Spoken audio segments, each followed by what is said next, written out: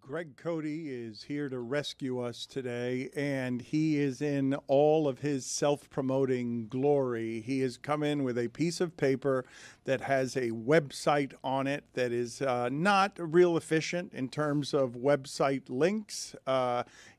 What is it that you're doing here, Greg, with this website as we go to you for our World Cup expertise as, I believe, the journalist in South Florida who has been covering soccer in this market the longest? I believe that you are the sports writing expert in this town when it comes to soccer, as someone who covered them since the Fort Lauderdale Strikers were here. What the hell is that website? Circa 1977. The website is codycup.thegregcodyshow.com. With much credit to Yeti Blanc, my website, my podcast has formed a World Cup dedicated separate website which has live updates on all scores. It's one-stop shopping for World Cup. It's got yesterday's results, today's schedule, tomorrow's schedule, and it tells how Yeti and Christopher and myself are doing against each other in our online pool. Zaz, you can hear the enthusiasm in Cody's voice. Is there any particular reason you were yawning in his face as he said all of that? I mean, it's a very convoluted website. Is it? Are you looking at it? No. Oh, then you're speaking out of ignorance. Then. But just you describing all the things that are going on, like okay, so you have the scores of you versus Yeti and you versus Chris. You have scores of the game too, games too. Yeah, Because people are going to go to your site for the games rather than like ESPN. No, we have the scoring rules. You go to it's doing good traffic. We've got just like today alone, we've got almost 500 visitors. You don't have to say the number of visitors. Just say it's good traffic. States, and counting. But we have the scoring rules. You get a point for every goal scored. You get 3 points for a group stage win. You get 1 point for a group Zaz is stage yawning draw. again. And Chris, it's a good website though. I'm on it right now. Very clear, very concise. You get to see all the scores. You get to see the legend of what the scores mean. Thank you. Tony, he just got done telling me that as soon as I go to that website, I'm going to start yelling and firing people here because they didn't come up with the idea first. Yeah, it's a great idea. And it's super well executed. A website with World Cup. That's a great idea. It's tracking our draft, Yeti, mine, and Christopher's draft, and how our teams are doing. And, Chris is in last, by the way. What's that?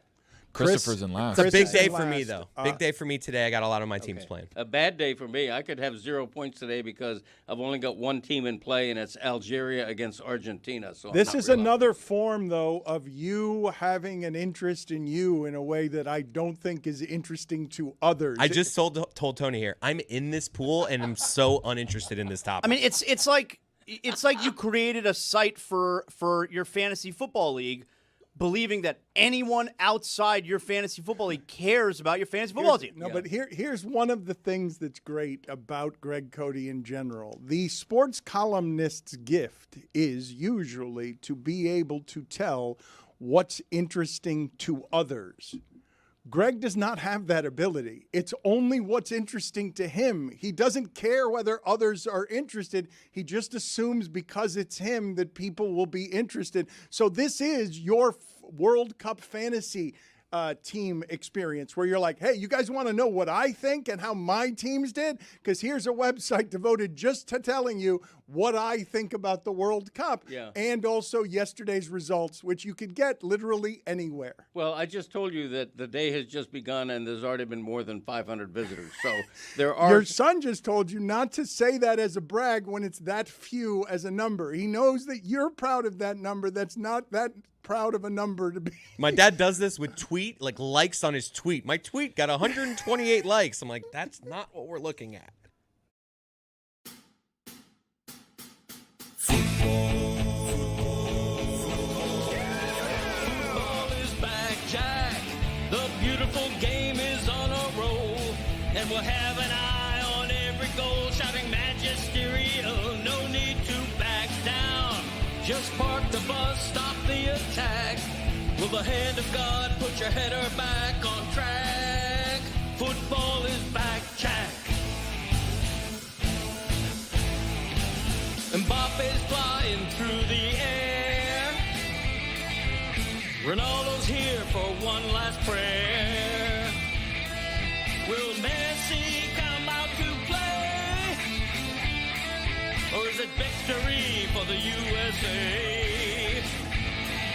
It's corner kicks when the box is packed. That's how you know that football is back, Jack.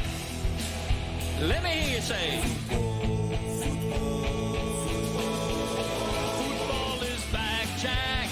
The time is here, open the gates. The long wait is over, so we'll yell, let's go States. No need to back down. Just strike the ball, start the attack. If you say this game's the best, I'll say it's a gag. Football is back, Jack. Football is back, Jack. Football is back.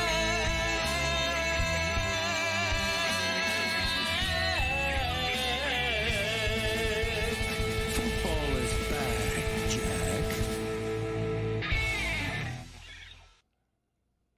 Greg Cody is radiant because his face is a part of the Football is Back intro. His cartoon face is superimplanted poorly on the head of a very young soccer player.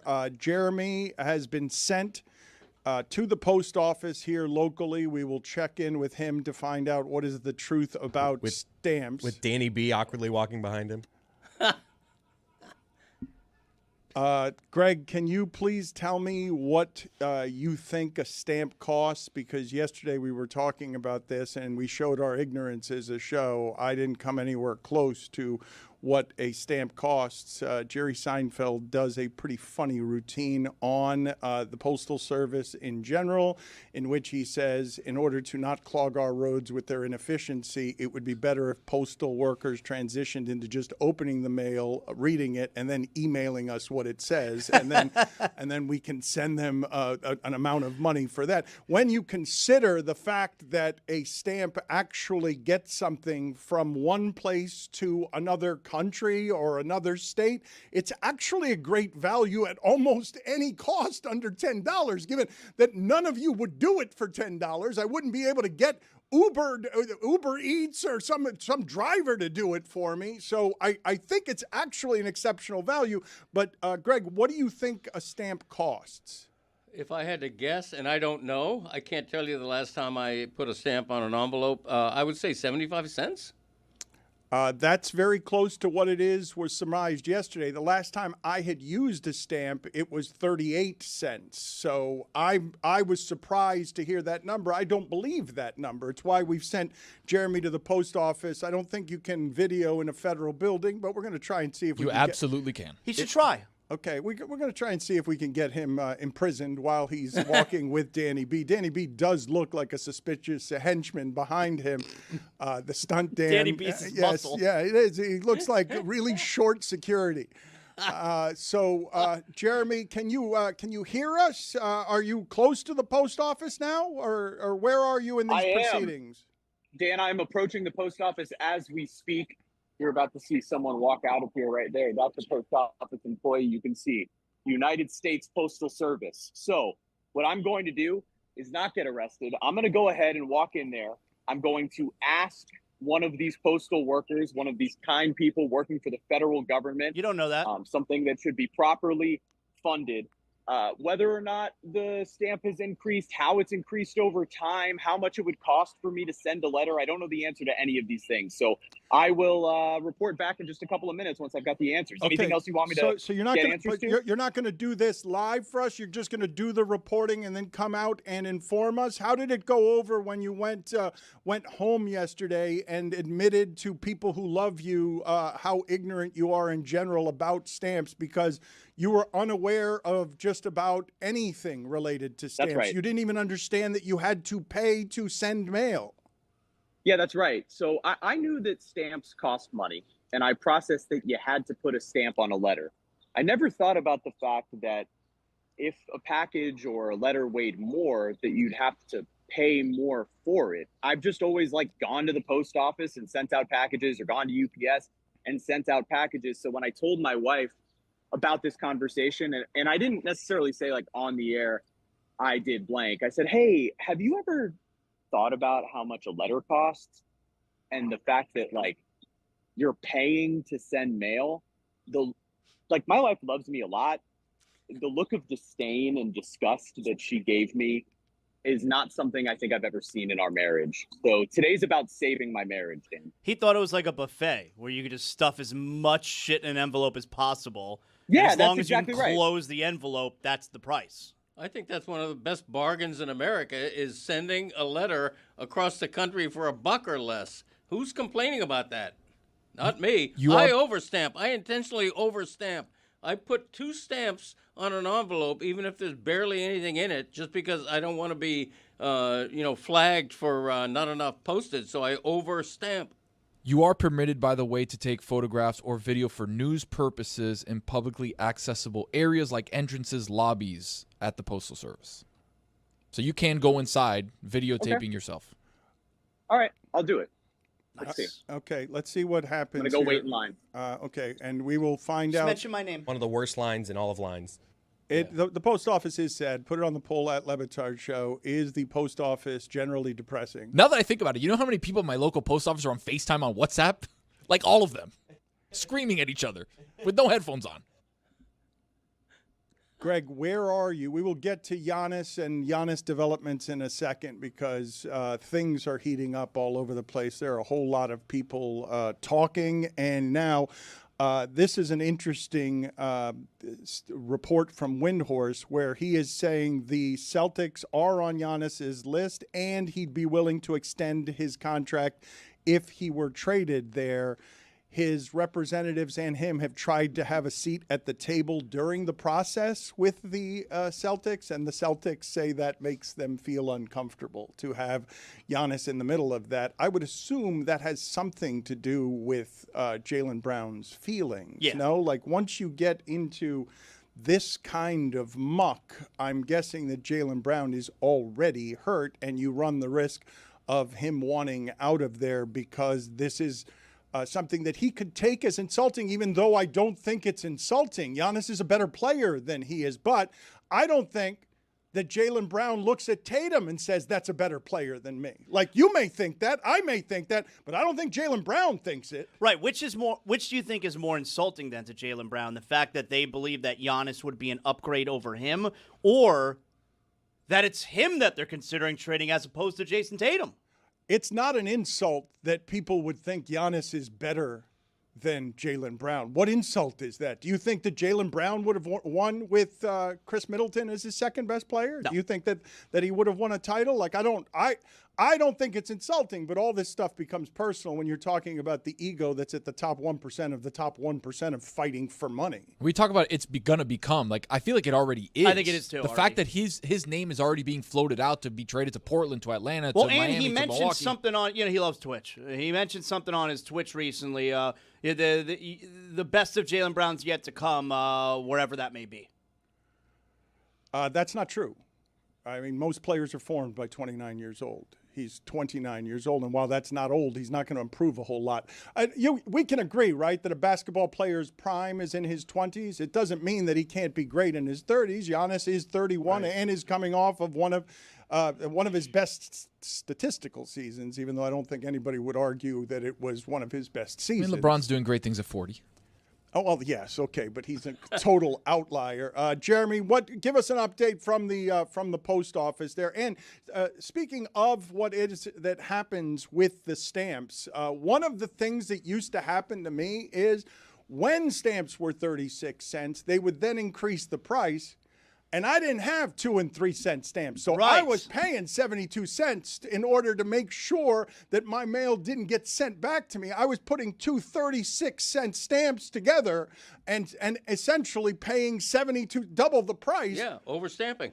But I just think You got to buy those 1 cent stamps, and you pop them on for when the rate adjusts. I'm not kidding you, Zaz, when I say this is one of the greatest bargains there are in America at the wrong time, because email has made this so that it doesn't have any value. But the idea that for change that many people no longer use, like I'm not even kidding you when I say the amount of times I see people with change not know what to do with it and just leave it for whomever because they don't want to have a bunch of coins. I see it in areas that aren't just rich people doing this. Like, it's not an abnormal thing for people to not have any use for change I keep anymore. changing my wallet right now.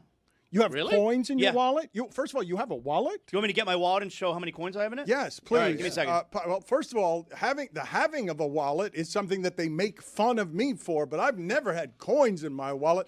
At Le Batard Show, please put on the poll, do you judge somebody who puts coins in their wallet? So Zaz just has a big-ass wallet? With coins? Like Ridiculous. multiple coins? Nobody keeps coins in a wallet. I Come don't. I don't think it has to be a big ass wallet in order to have pennies and nickels and quarters in it. No, Like, it's got to be a big-ass. I'm going to show you my wallet really quick, Dan. Hold on. You have a wallet too? I have a Why wallet. do you guys make fun of me for having a I wallet? never made fun of you for having a wallet. I do have a satchel, though. Tony's got his wallet in his little pouch that goes across his Yeah, chest. you never know what's in It's here. got to be a real wallet, a though, not fanny one of pack. these, not It's one not of a these fanny thin pack. metal things. Look, this is what I That's have the one right I here. have. Yeah, that's not a That's wallet. a clip, boy. Tony. This Tony's is not got a wallet. This is not a clip. For the There's no audio clip audience. anywhere. There's no clip anywhere on this. It's a wallet. Look one at of this. those just like modern you, Dan. day. Yeah, that's a man's wallet right there. Yeah, I got a wallet. Roy and Tony have the stylish, modern usage of I have my credit card here, I have my smart things, I can have my entire life on 3 cards. Zaz, me, and Cody are doing it old school style, old man wallet style. My back hurts just looking at all 3 of your wallets. Big-ass wallet. Wait, now do you? Okay, this is an important question. Do you keep your wallet in your back pocket or your front pocket? Front pocket. Yeah, front pocket. I don't understand people who do the back pocket. I do the back pocket. How do you sit down? You know, you learn. I mean, your buttock adjusts. I'll never understand that. Put it on the poll at Le Batard Show. Wallet, front pocket or back pocket? How much change? Anybody want to take a guess at how much change? This is real weirdo behavior from Zaz, keeping change. You guys think I have it wrong when I say a lot of people just don't have any use anymore for coins? I told you recently the story of actually dealing with somebody when I was paying for something, and she showed me a nickel, and she said to me, "How much is this worth?" No, I'm not joking. I'm not.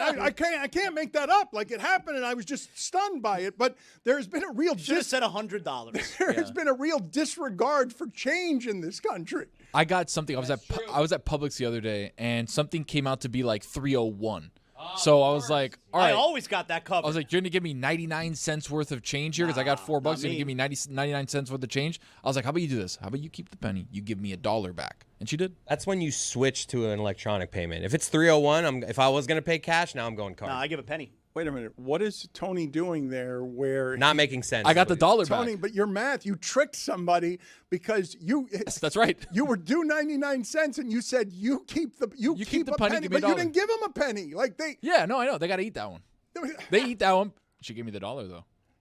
but that's not Tony okay. wins again. Okay, but that is Tony winning. Has the penny's been discontinued, correct? You can't. They're not making any more new They're pennies. not making new ones, but they still count. You guys want to take a guess before we go back out to Jeremy? Let me see Jeremy, please, in the picture to see what's going on with Jeremy. But do you guys want to take a guess as to how much change?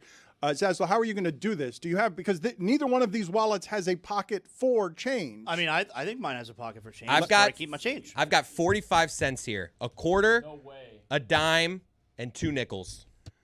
This is not a pocket for change, though. Sure it is. No, it isn't. This pocket in here. That's my change pocket. But it's your change pocket. Is that everything's in here? Anybody Yep. want to take a guess as to how much is in here? 65 cents. It's usually the drugs pocket. He's got a 12 couple cents. bucks in there. He's got like $1.50. Oh, wow. That's definitely more than 65 cents. is that it? Good Is there Lord. not more? Is that it? It's no, that's it. Are you disappointed? My oh, no, daughter there would is be more. so. My daughter would be There so is good more. at this game. This There is what is she's more. doing right now in There school. is You more. got to have pennies in there, no? Oh, look, it's some hanging out. Come on, Dan. My daughter could tell you how much change is there. Guy refuses to have pennies. Zaz has, let me see, it's more than $1. It's $75, $85, $95, $5, $16. Yeah. Wow, that one That's a penny. penny. That Okay, one very penny, good, just in yeah. case. I always like the game. It's a fun game to me when like you buy something with cash and like it says on the you know the change it'll be like $3.76 is what it costs, but I'm gonna give $4.01 because I want the quarterback. And it's a game where it's like, is the cashier, is she gonna understand the math? Because it doesn't say it on the screen. Yeah, you know? but Tony, you That's why I get the $1 back. no, but you tricked a cashier. Tricked is strong. Yep. I asked her to commit corporate fraud. You dabbled in fraud. I was going to go even stronger than just tricked. You should get an employee fired by a manager. Let's go out to Jeremy here. Jeremy, go ahead and give us what you got.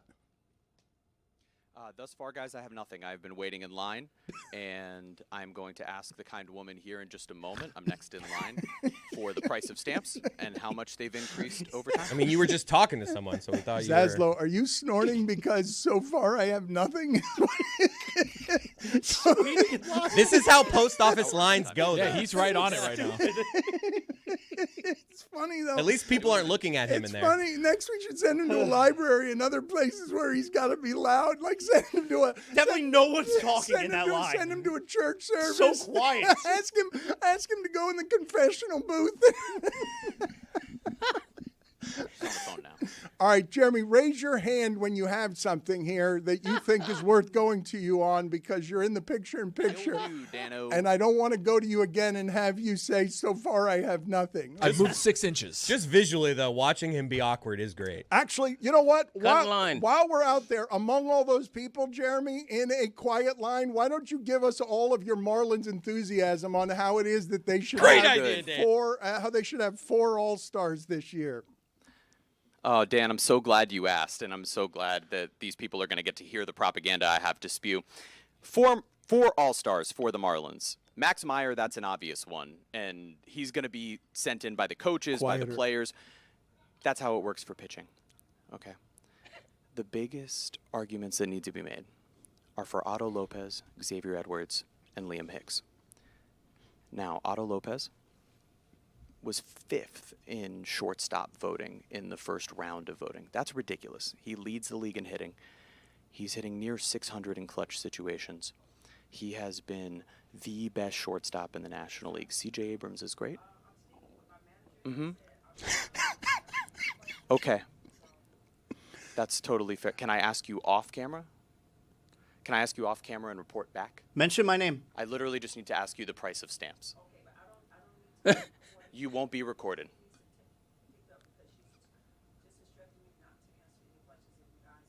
Okay, we will not be recording. I will literally hand the microphone back to my camera person here. He will head out, and I will ask you questions off air. That's too bad, Jeremy, that everything got derailed there by you committing a crime. We will get back to you with whatever information. He's so embarrassed by this. He's so good at Anyone else rooting for handcuffs? Terrific. Thank you very much. He's so good at etiquette. I appreciate that. So good at Very etiquette. polite. He is red-faced. And oh my God, he's mortified. Red This face is my with etiquette. nightmare. But he's just This mortified. is my actual nightmare. Got scolded. So, When's the last our time you've lovely been woman scolded at the front like of the post that? office has told me that her boss has informed her she cannot answer any questions on camera. She can also not answer how much the stamp has increased over the span of time, but she can tell me that right now it is 78 cents. So, investigative journalism at its finest. Okay. Otto Lopez should be an all-star, and we should use the weight of this show We need to send it make back that in with happen. another I'll question. come back and advocate for that. Zaz I'm is- not going in with another question. Go to a library. Zaz. I will not do this. He's We have to send Coming it back to the show. Go to a stamp factory. he's so embarrassed. I can't believe you guys did this to me. I can't believe it. Ask her if she believes believe Otto it. Lopez should be an all-star. Yeah, that'd be a good question. All right, I'll go back in and ask. Do you still lick a stamp, Hold on. or are they Here we go. adhesive tape? Here now? we go. He is the person here who would be most mortified by everything that just Here we go. happened. He's going there. back in. There he is. He's in.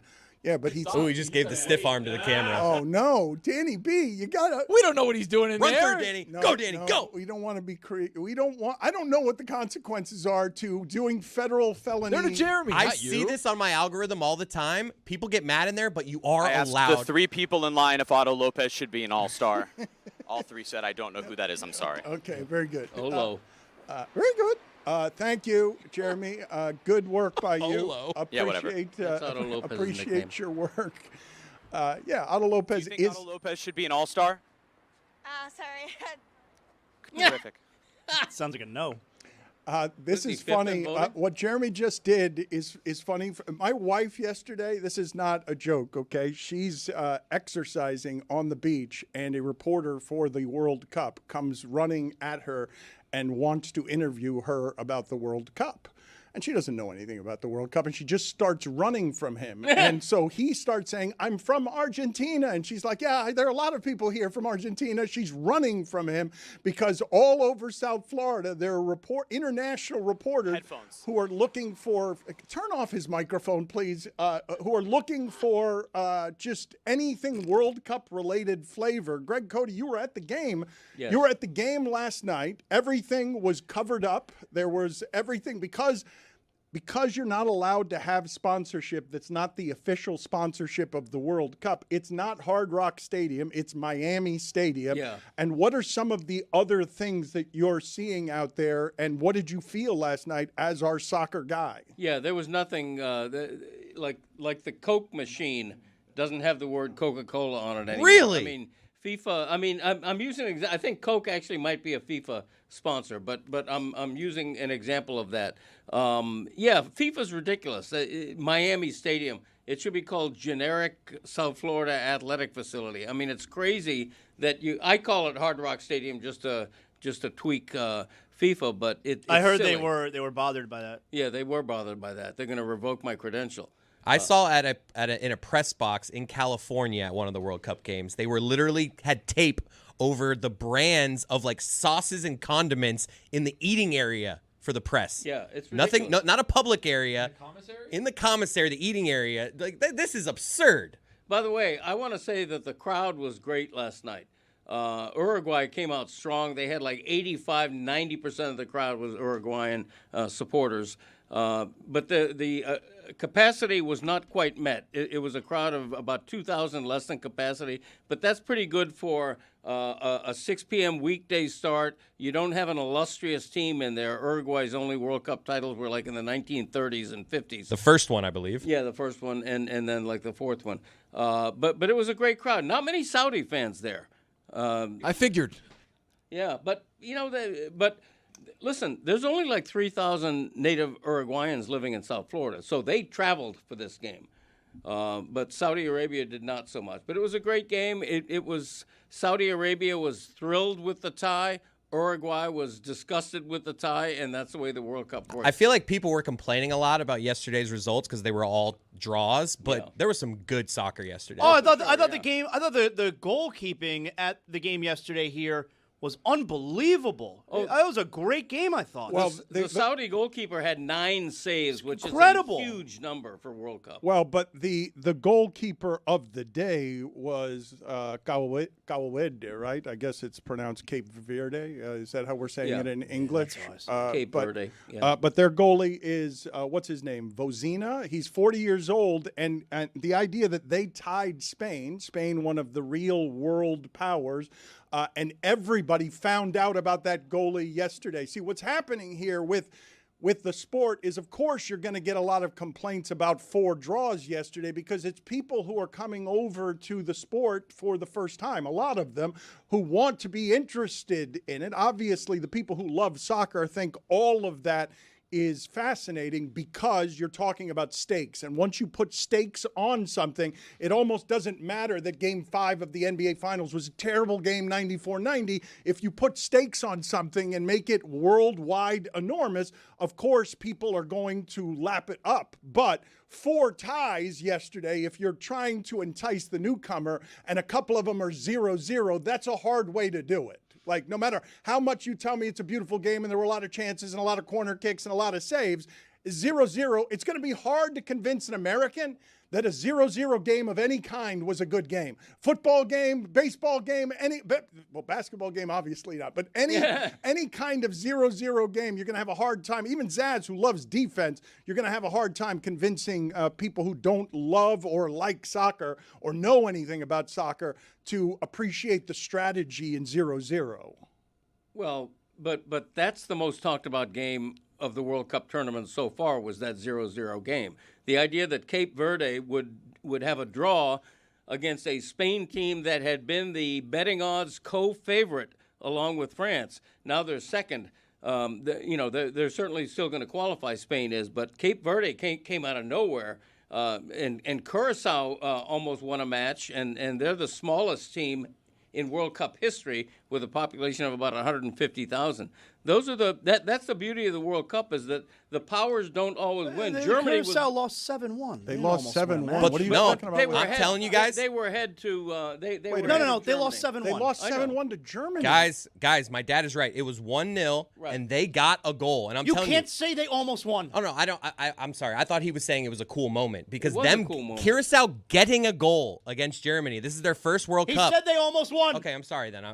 I'm sorry for defending him. I just meant that was a cool moment though. Curacao celebrated that one goal in a 7-1 defeat Yes. like they had just won the World Cup. And Germany's an international power. For Curacao, the smallest nation ever to appear in the World Cup, to have a 1-0 lead is a big deal, whether you recognize that or not. But you did say they almost won, and they lost 7-1. Yeah, I misspoke.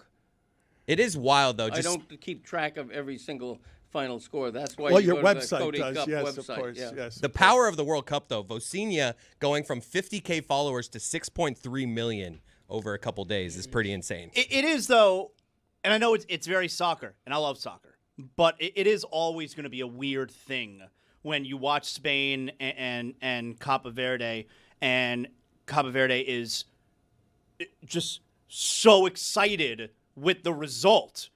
A 0-0 draw, the result, and they're celebrating. Like, if you're like the casualist of soccer fans, you're tuning into the World Cup, it's like, how are you celebrating? Well, nothing happened all game. I'm going to go ahead and guess. You guys are going to have to look up some of the history of this for me. I'm going to go ahead and guess that that's the biggest sports moment in that country's history. Just the fact that they tied Spain right, in a out. 0.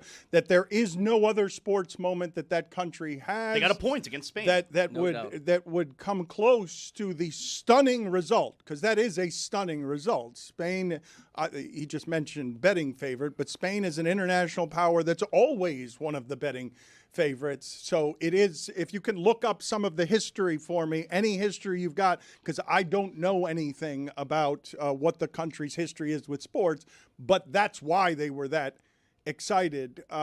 Getting back, though, to what's happening locally here with the Miami Heat and Giannis Antetokounmpo, as he asks, in the age of player empowerment, to have a seat at the table with the Celtics, and the Celtics being uncomfortable with that.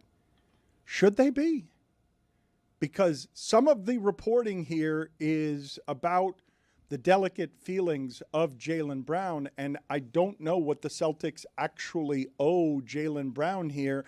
If Jaylen Brown's job is to get better, it's the Celtics' job to also get better. And if they can get a better player, that's the business of how all of that works. And while it's human to be upset by that, and it's human to want to be appreciated by the people that you brought a championship with a finals MVP, it's also not paying attention to what all these guys say about, I know this is a business. I'm well aware at 29 years old that I am partaking in a business that pays me $300 million for what it is that I do, and I am still a commodity, no matter how much they pay me. Yeah, I think both is right. I think he's allowed to feel insulted if they're thinking about they could get better without him, and it is also absolutely the Celtics' job to get better without considering the feelings of the players. But this always brings me back to, the NBA player in particular. The NBA player loves to talk about, when either if it's free agency and they move on to another team, or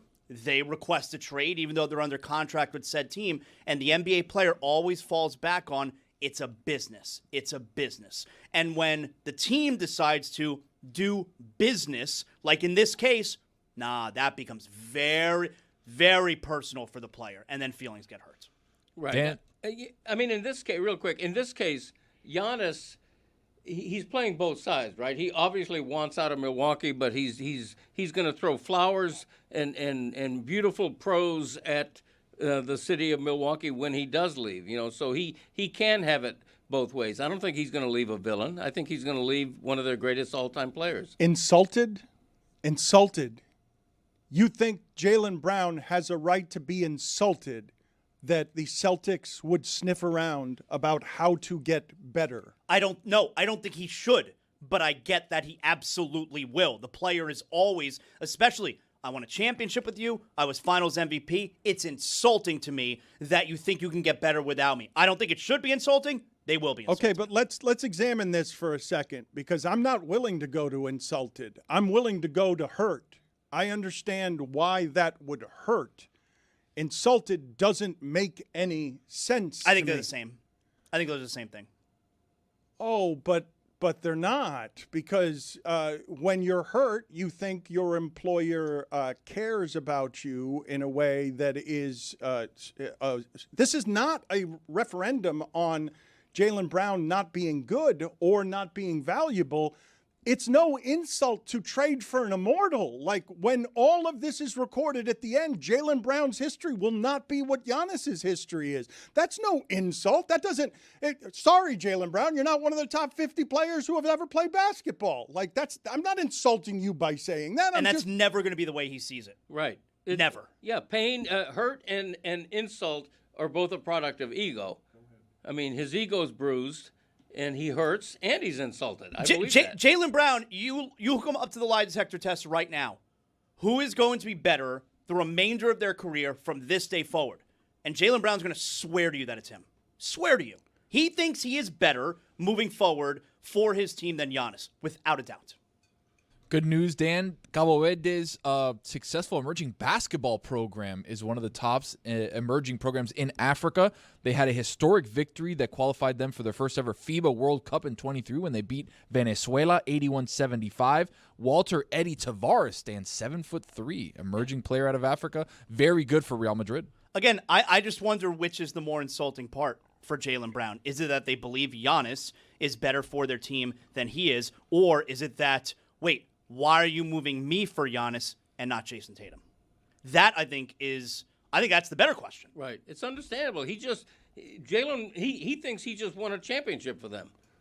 I mean, he was the main driver of that finals, right? I just don't think that anybody listening to this or anybody who's watching basketball would make the assessment in the comparison between Tatum and Brown that Brown is the better player. And again, not an insult. They needed both of them to win the championship. Jaylen Brown did a lot of improving for Boston, but I don't think you're taking any inventory, and I agree with Zaz that the confidence of these people, they're not rewarded for being weak, okay? You believe you can overcome all odds.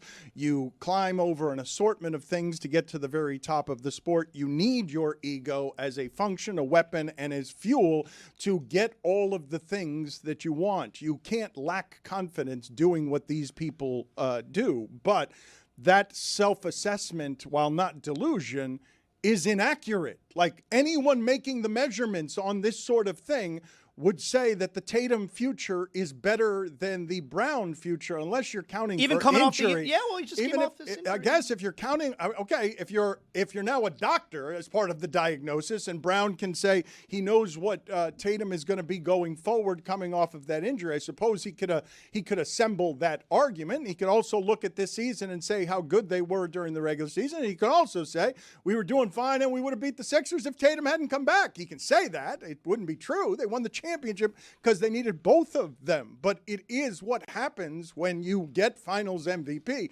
There aren't a lot of finals MVPs outside of maybe Andre Iguodala who have sort of an awareness about, hey, I didn't win that because I'm the best player on the team. I won that because I was the guy guarding LeBron when he was taking 40 shots a game and I bothered him some. And so they ended up giving me finals MVP. But generally, if you win finals MVP, like that particular trophy, it's not the trophy that the team wins. When you win finals MVP, it becomes something that is a validation for every delusional thought that you have had about your greatness. Like, you feel like you have on your mental case. Like, if I was Jaylen Brown and I was the finals MVP, I would put it as the hood ornament of my car, because it would be how I present to everybody on, At the very most important moment, I was Jalen Brunson for a season. I was indisputably, as voted by the people who are expert, the most important thing. And it ends up validating every single thing that you think about yourself, no matter how many people have told you, doubters, critics, any other thing, they've told you that you're not good enough or you're not as good as you think you are. Like he wins the argument with that, right? Or he thinks it's an argument ender.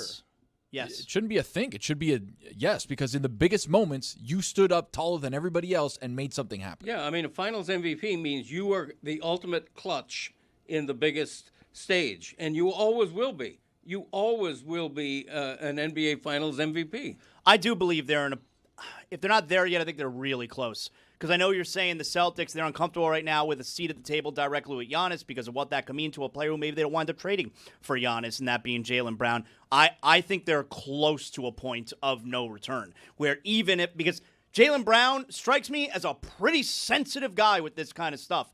And if the Heat are the ones that land Giannis, I don't think it necessarily means that they're not still going to move Jaylen Brown. If you're Giannis, aren't you insulted that you can't get a seat at the table with Boston? Like, you want to go to Boston? If they're that sensitive about another player that they won't, it isn't Boston making an overt effort to woo Giannis when they don't give him a seat at the table, right? Again with insulted.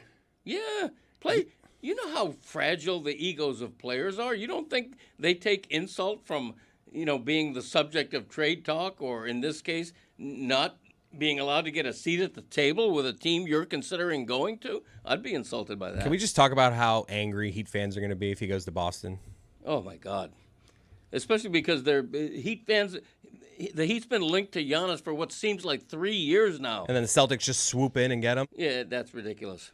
Better assets sometimes that happens. Is it ridiculous? What's ridiculous about it? Because Jaylen Brown is better than anything the Heat are offering. Like, Jaylen Brown is better than anything the Heat are offering. I am interested in the conversation that Cody's bringing up, though. What is Giannis entitled to if you're thinking about an extension with a team? Like, you guys are thinking a seat at an actual table. He just wants to be a part of the discussion. We're not talking about an actual table. We're talking about, I want to be involved. I want to talk to the people who are involved with my future before I sign for 4 years in a city that is historically racist and is bad to some of its players. I would like to talk about who and what I'm going to be working for. Like, what is that an unreasonable request from somebody of his caliber? Like, no. I don't think it's insulting for them to decline. I understand why they would be uncomfortable with that, but it's that tension again. This has shifted in a way that's really interesting to me. Damian Lillard, it used to be a guy who went where he wanted to go. Like, that wasn't that long ago, and then the whole thing shifted with Damian Lillard, and now Giannis is saying, wait a minute, you guys won't even talk to me? Because you're afraid of, you guys won't even talk to me about what my contract is going to look like, and I'm already telling you I'll sign an extension there. Otto Lopez has the most hits in baseball, Dan. Enough with you. On this episode of the Alley-Oop, big congratulations to Jalen Brunson and the New York Knicks for being champions, but I don't like that shit that Rick Brunson did, Juju, at all. And I asked my sister to give advice to a couple of NBA players around the league that definitely need it. You do not want to miss this one. Lock in. We went off in the full episode. Man, this full conversation was one for the books, bruh.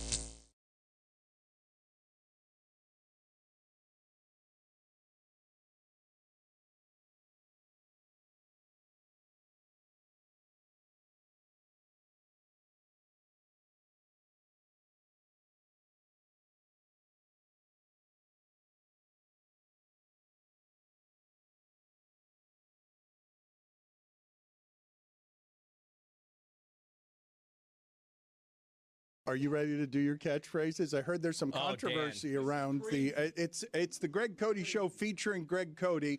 He is counting down his top 50 catchphrases of all time. It has been a successful months-long joke. What is the controversy surrounding your catchphrase list? What is the issue? It's big. The controversy is that based on quality demand, the catchphrase countdown has suddenly increased from a top 50 to a top 60. What? That's right. And it's controversial.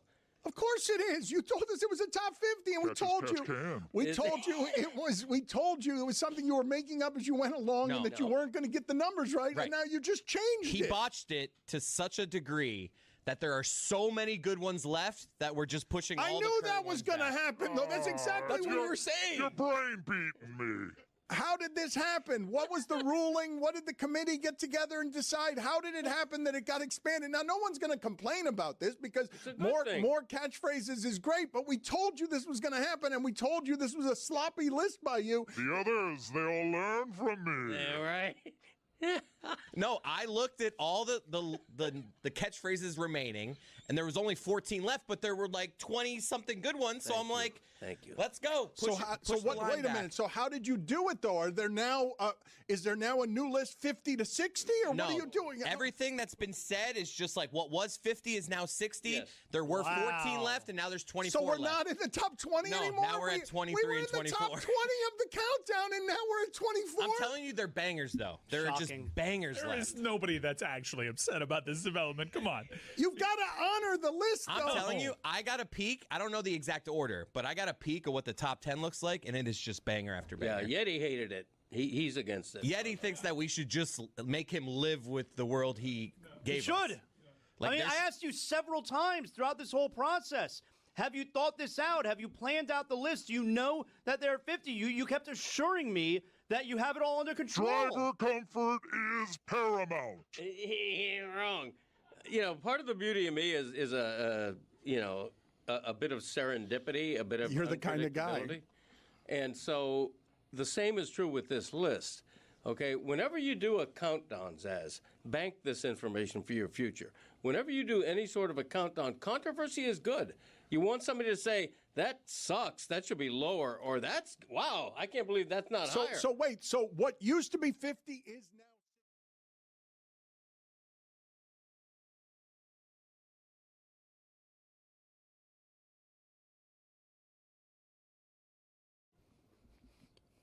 This episode of the Dan Le Batard Show is presented by DraftKings. DraftKings, the crown is yours.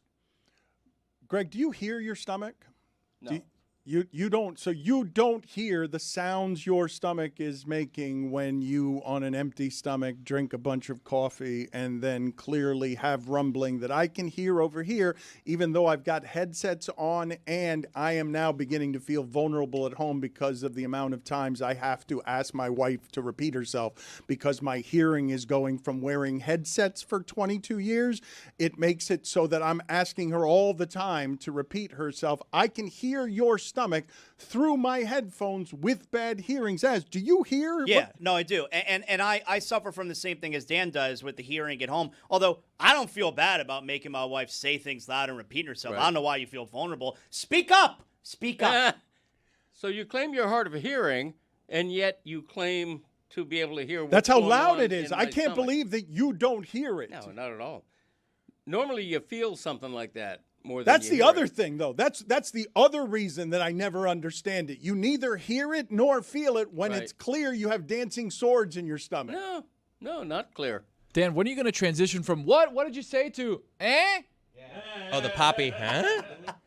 What year does that transition happen for you? 3 years from now, Tony, to answer your question. I want to ask you guys this before we move off of the Giannis subject. We'll talk to Stan Van Gundy off that subject in a little bit, in about an hour. But it's probably worth noting as we examine whether or not Jaylen Brown is insulted. This part seems important to me. That no credible reporter has said they're offering Jaylen Brown. Like, there has not been one credible reporter. Kevin O'Connor went on Boston television yesterday, but he's not saying that Jaylen Brown is being offered. The reports are that Giannis is interested in Boston and Miami, would sign extensions with either. And Gary Washburn of the Globe is saying the Celtics are sniffing around to see if they can get Giannis without giving up Brown. Like, that's what the conversation has been. So if that's the case, and this part, I just don't know what to do with this part. If throughout our country, the trust of the media, not sports media, just media, is at an all-time low, and in sports, you have a whole bunch of information, people, but no information that seems really solid on what the reporting is here. What are you left to do with the fact that it doesn't seem like many of the people reporting on this know anything? This is my biggest issue every year when it comes to this league. And this is the time of year, and we go through this every season, and I do this every time. I don't believe any of these people know anything. Except for the ones who are coming out there, like guys like Brian Windhorst, who are literally saying, because this is frowned upon, right? Like if you're one of these reporters, yeah, you have to come out with something definitive, you know? Like you can't say, I don't know, I'm not sure. Windhorst does that, where he'll be like, I wouldn't be so quick. This is what he said yesterday. I wouldn't be so quick to assume that Boston is willing to trade Jaylen Brown for anything right now. But the whole, I'm not so sure, I wouldn't say this, that's frowned upon. So you have reporters out there who are coming out with their reports from their sources, and none of these guys know anything. Like, for example here, all right, I saw this one report yesterday where apparently Trae Young, Wizards point guard Trae Young, it has emerged as a backup option for the Miami Heat if they don't wind up acquiring Giannis. So a couple things. Number one, the first part where there is no scenario where the Miami Heat aren't interested in Trae Young. That's number one. And that's not about Trae Young character-wise, or like he's just too small, makes a lot of money, doesn't defend. Like there's nothing about Trae Young. Worst defender in the league. If you think Tyler Hero is the worst defender in the league, his closest competition is Trae Young. There is nothing about Trae Young that the Miami Heat would be interested in. That's number one. And number two, the Miami Heat, a super secretive organization who, for all the Giannis rumors that are going on right now, are still very, very quiet about anything that could be going on right now. So a super secretive organization is letting it out there what their plan B option is if they don't wind up landing Giannis.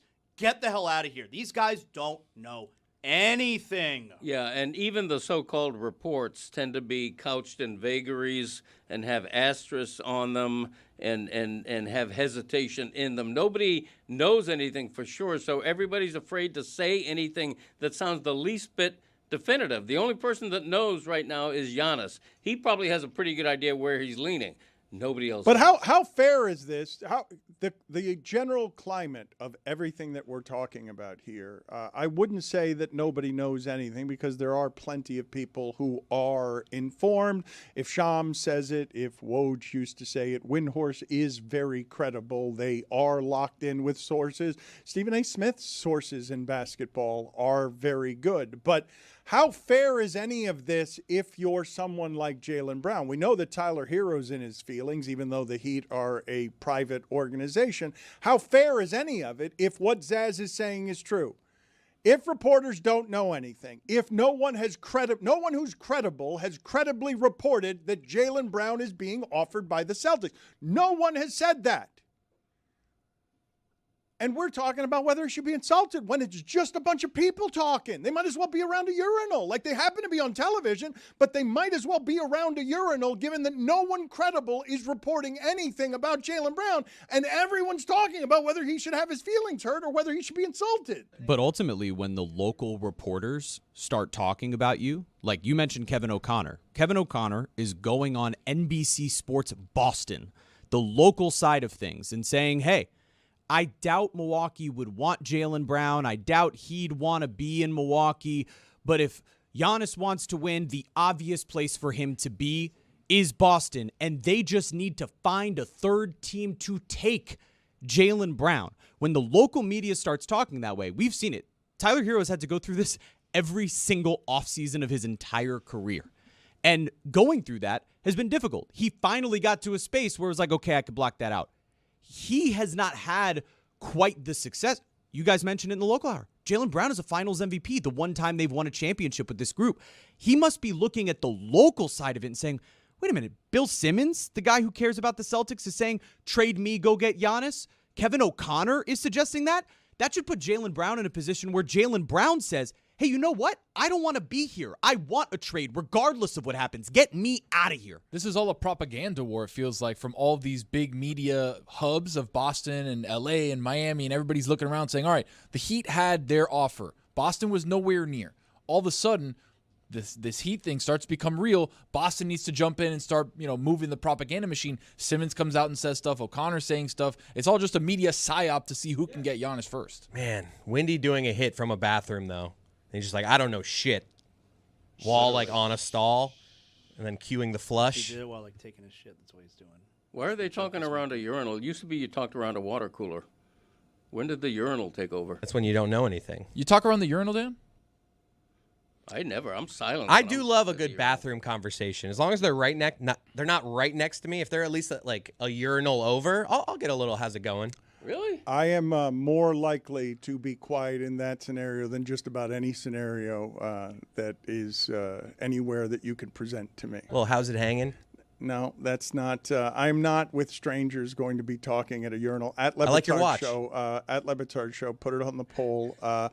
I like your watch. Now you're flirting with someone at the urinal? Now that's what you're doing? I just happened to see your wrist. I'm not looking or anything. Put it on the poll at Le Batard Show. Do you talk at the urinal? Yes or no? Because I'm just not very likely to talk there. I wanted to ask you something and look this up for me because I'd like some information on what I'm about to ask you guys. Evidently, in the UK, they are about to or have banned social media for anyone under 16. Wow. This was interesting to me for a couple of different reasons. One of them is I actually, even though I'm all about freedoms, actually think that it is a healthy thing to try and curb what is a growing addiction that can harm young people, to try and police that a little bit outside of your parents. But the second question I had, and it has to do with putting toothpaste back in the tube, how do you police that? Like, how do you actually police that in order to keep anyone under 16 who's already on social media, weaning them off of social media? And I would just ask you generally, what do you guys think of the idea of that? Social media is not something that can be handled by adults either, but it seems like in the formative stages, given that we've got a loneliness problem, given that we have an epidemic of depression among young people who are doing all these, comparison is the thief of joy, looking at the lives of others, and just a general sadness problem among young people, it seems like something that we should try to govern in some sort of way. But I imagine most people listening to this are saying, don't impinge my freedoms and don't tell me how to raise my children. Well, okay, so you're saying that adults are saying don't impinge my freedoms and don't tell me to raise my children because underage, kids, you're under you don't have the same type of freedoms that everybody else does. I'm totally good with that, like totally good with the UK doing that. And I would say, how do we put the toothpaste back in the tube? But I'm being serious when I make this comparison. We used to have porn here in Florida, and now you go to these websites. It is not allowed anymore. How do you know that? Don't worry about how I know. It is not allowed anymore. And, you have to go through a whole a whole process, which I don't know about. But you have to go through a whole thing, all right? So I've read. Why can't social media do the same thing? That's what they're doing. Yeah. You're going to have to age verify and actually show your passport or a driver's license or something to be on social media. And obviously, kids don't have IDs. Very few of them have driver's license at that, age 16, 17. But from what I've read, there's an easy workaround on that too, just other websites. That's true. No, that's true. But, be it Twitter or TikTok, Snapchat, the main ones, there could be an age verification process. You reading is funny, given that you don't read your father's work and he's a writer. Oh, come on. The Prime Minister said that the government's introducing new regulations in Parliament before Christmas and will bring a ban into force in early 2027. So there will also be restrictions on game platforms and live streaming apps. They talked about potentially having overnight bans to sort of prevent infinite scrolling as well. But you mentioned that there will be specific apps that includes TikTok, Snapchat, YouTube, Instagram, Facebook, and X. You'll still be able to message on things like WhatsApp and Signal. Did they say anything about the porn in Florida? It doesn't say anything, but I'll keep looking. Well, what site did you want me to check? The parent situation, Dan, that you mentioned, like don't teach me or don't let me parent my kids the way that I want, or let me parent the kids the way I want. All very well said. Yeah. What I was going to say. No, I'm sorry. I'm going to have to get you out of here on that. What you were going to say should have been said, and instead you didn't say it. So you're going to just have to. My point was going to be. Yeah, but I don't want to help. hear. Parents just are don't looking for understand. help to try and curb that. Minor penalty, 2 minutes, delay a show. Why is the government, I don't want to be one of these guys, but why is the government telling me how to raise my kids? I just think this is a situation where you keep your own kids off social media with all kind of guardrails if you believe that. It's impossible. How about you don't give them an iPhone? How about you don't give them a smartphone until you feel like they need one? This is being said by someone who didn't have to raise kids during the internet age. You're out of touch like with you, this you stuff, don't. man. You're. This is something that is damn near impossible to control, and you would need the government's help to make sure your kid's not on social media of any kind. Even if I do take that away from my son, and I can take it from him, and he is not going to be on that stuff anymore. Maybe I even took his phone, so he doesn't even have a phone anymore to prevent that.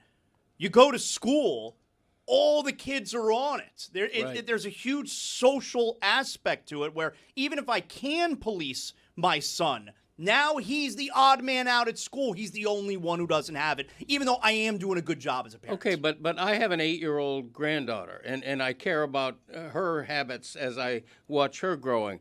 I personally don't like it when she uses a tablet at a dinner table in a restaurant, but I don't want the government to say she can't. I don't want the restaurant to put a rule about that. As a parent or a grandparent, if I'm watching her over the weekend, I'm going to say, hey, please put your tablet away please. while we're having a meal. You and Mom are the worst with letting her have her tablet like while she's going to sleep, where we usually cut that off. And like Okay.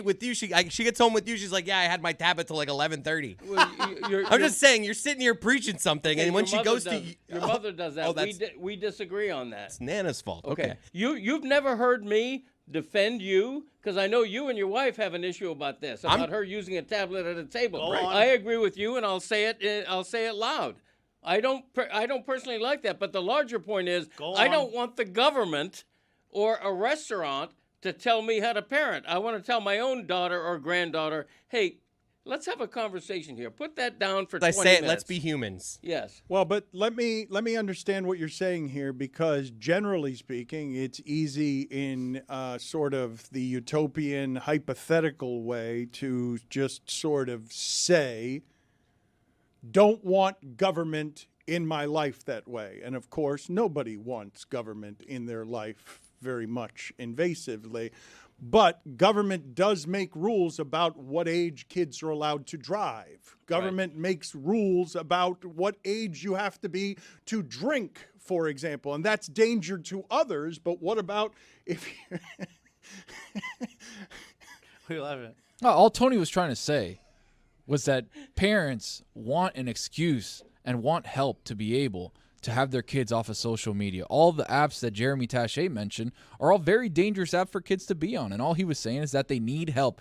And if the government is able to help in that sense, I don't think they would push it away and say, no, you know what? I don't want your help. I know how to raise my kid. No, I'm trying to get my kid the frick off of TikTok and Face Snap. That's a really great point, mustachioed stranger. Thank you for helping the audio audience on why it is I was laughing at his Bobby Valentine with a Cuban hat. Roberto Valentino.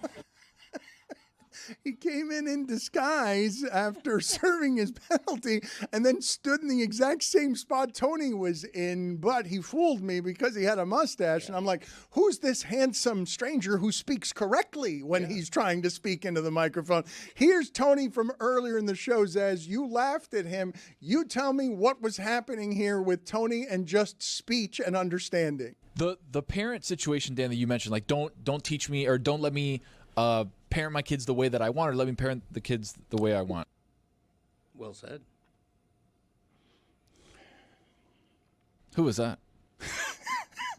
In March, the government invited public input on the issue, drawing more than 116,000 responses from parents, young people, and industry groups and experts. This is according to the New York Times. Government said that 90% of the parents who responded backed a minimum age of 16 for access to social media. And when we talk about this, most parents are going to be good with it. Yeah, this is also about like harm. This is about self-harm. This is about bullying. This is about suicide. Like, this is beyond just poor habits of scrolling. So, like, in the same way, I would have you think about this the way you might think about gun restrictions, right? Like, is it going to stop all of it? No. Is it going to help? Yes.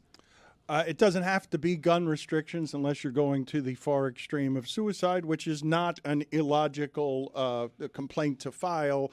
I think of it more as pubs and drinking, but one of the things that our laws have not accounted for with what is, we can agree, an addiction, correct? It's a human addiction at this point, what is happening with the devices. None of our rules take into account the idea that if you're under 16 and on the internet, a whole lot of people can harm you in a number of different ways. And it's just not something that our laws have caught up to the technology on. So just put it on the poll, because I am actually curious about this, how the audience will respond to this at Le Batard Show, because a lot of people are freedom absolutists.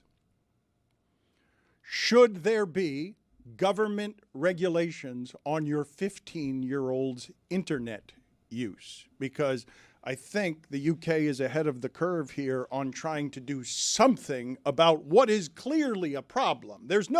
I don't think anyone would dispute that this is harming young people and harming a generation that the generation before them, it didn't have to worry about it all. Australia did this last year, the year prior. Like, they've been way ahead of the curve on trying to stop young kids from being online just continuously. The only dispute is going to come from parents who believe they can control the scenario. And I would tell you, no, you can't.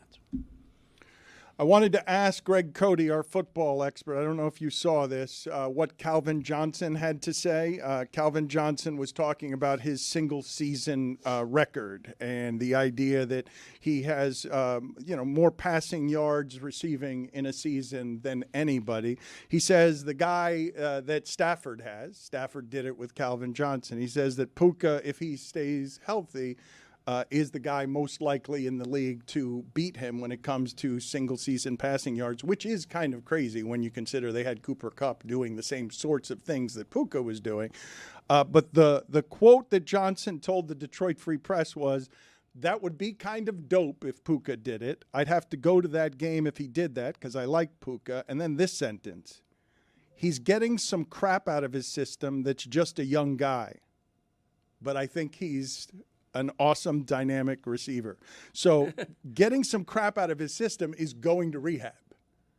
That's what getting some crap out of his system as a young guy Quite literally, is. yeah, quite literally. Right. I agree with him, though. The record's going to be broken, right? I mean, and part of it is that the schedule going from 16 games to 17, and now they're talking about 18. There's a lot of factions in the league trying to expand to an 18-game season, so it's just a matter of time. None of these records are going to last. Passing records, rushing records, sacks record. We saw the sack record fall last year. Longer seasons. Even one game makes a difference. It used to be a 12-game schedule. Then it was 14. Now it's 16. Now it's 17. Records fall. Is there any number in football that matters? Like, is 17-0 the only one that matters? Or is it the one that matters the most? Whose phone was that? Whose phone was that? Yeah, that's mine. That's my phone. Pay up. Hold the phone below the table, then we won't see. Can I have your wallet, please, so that I can fish some Big money guy out wallet. of there? Yeah, no problem. Is there? Just so you know, Dan, as you grab that wallet, every Wednesday at bowling, he puts the wallet in his deck shoe. I do. That's where it lives during bowling. So wash your hands afterwards. Such a Wallet dad don't- move. Wallet don't care. Such a dad move. Sometimes I'll be like, Dad, give me a 20. And he'll have to reach into his shoe. At least I don't have coins in my wallet. Still got that photo of Mom in there? Yes. my lovely bride. Break that for me anyway, will you? Break it into 4 5s. You're going to give a valet a 5? Yeah. Wow. I'm a big tipper, and you know it. Usually you try to break the 5. Zaz, do you have change for a 20 in your big ass wallet? And I don't mean coins. I have a 5 and a couple ones. Okay. And I have $1.16 in change. All right. Well, you give me 2 5s. Dan will give me a 10, and then give me my 20 Tony back. will trick a cashier into Exactly giving you right, a penny. Greg. I was going to say, how about Zaz give you his money, but you never give him the other money? Fair. Let's go here to this Close streaker. my wallet so that people can't zoom in on my license, will you? Really? No Wait a minute. You think, just to be clear, you think that there's a way, okay, for us to zoom in on your driver's license from here with our stationary cameras that don't have any cameramen? Yeah, just like thousands of people are looking at CodyCup.thegregcodyshow.com and going to that website. Which looks really blurry when you look up at the screen. At least small. People have a magnifying glass that they're putting against their TV set. Get me the sound, please, and the video of an incompetent streaker that we have. I believe this was at the United States game. Messi plays today. The U.S. plays again on Friday. And Zaslow, I want you to help me here with the play-by-play before we get started on what this audio and video is, because there's a guy in sunglasses holding a ball, standing very high above the field, and he is surrounded by security there. How many security people do you see there? I would say this is like 20 security people. This is a guy right after the game. So the game had just ended. He's like, all right, this is my moment. I'm going to go out into the field. So he's kind of like pacing back and forth, looking for his spot to jump onto the field. But they're on to him. Looks a little like Jeremy. Yes, this guy's running back and forth on the ledge. He's being surrounded by security, waiting for him to jump off. He's doing like fake out, you know. And now he jumps off. You fucking idiot. So he basically just jumped off right into the arms of 20 security guards. It's just, you got to pivot at that point, brother. You got to pivot. You're pacing. You did 4 paces. There's 17 security guards. He jumped into a sea of security guards. Not only that, it's not like if you're listening on the podcast, he's like right next to the railing. He can just jump to the other side of the railing and jump up and run up the stairs and be gone. He can call an audible. Just for the record, though, as we play this again, I would like for us to examine, okay, as Mark Norman runs back and forth here with a soccer ball in his hands, how many steps does he take by the time he hops on the ground before he's tackled by 7 people, okay? How many steps does he take? Yeah. None. Straight down to the ground. Half a step. Stupid. And then people throw beer and a cup at him, and he's literally got 9 people on him who are unnecessarily panicked given how secure the situation is. The guy in the suit is like laying on top of him, like screaming for help. It's like, what's going on here? There is less chance that person is going to do harm to anyone in that stadium than anyone else who's in that stadium, given that there are literally 9 people on top of him, 4 in suits, 3 in yellow jackets, and just a couple milling about trying to earn their paycheck. Why does the guy in the suit What's he doing? believe that the 4 security guards who are there as well aren't on top of the situation? And then he gets a soda thrown on him, and he's like just pointing up like, hey, get that, stop throwing stuff. I felt that. That seems to me, okay, streaking in general, don't totally get how it could possibly be worth whatever the fine is. But specifically, given World Cup security, given what the issues are presently in this country with just danger, this seems a remarkably stupid thing to do, even by the diminished stupid standards of streakers. Yeah, to nitpick, that guy's not a streaker. He's fully clothed. Yeah, I was just going to say, isn't Streaker naked? Yes. Well, or partially naked. So underwear only, you're good. So what do we call this person? What if not a streaker? A pitch invader is what the LLM says, Dan. Pitch invader? Right, a ne'er-do-well. Yeah, if you're streaking, there has to be nakedness. Yes. And I think underwear, tighty whities, Yep, are boxers. That counts. Tighty whities definitely You a tighty whities guy? I'm a boxer briefs guy. All right. You said though. You said there for a second. I was a tighty whitey guy a lot longer than most people Checks were. out. You know, like I was definitely tighty whitey at like 17 still. Really? You know, I feel like most of my friends were boxers at that point. You know, so I was tighty whitey for a long time. Were you wearing tighty whities when the Heat won the championship and you got your first ring? Oh, no, well, that was their second championship, and I got my first ring. No. I was boxer briefs. But with their first championship, I was 25 years old. I might have still been tighty whities. Maybe. Oh, boy. That's too old for tighty whities. Whatever, man. Hang with them. The real pitch invader is Otto Lopez. He has the most hits in baseball. Olo. Hang with them is a funny phrase to use as it relates I have good to phrases.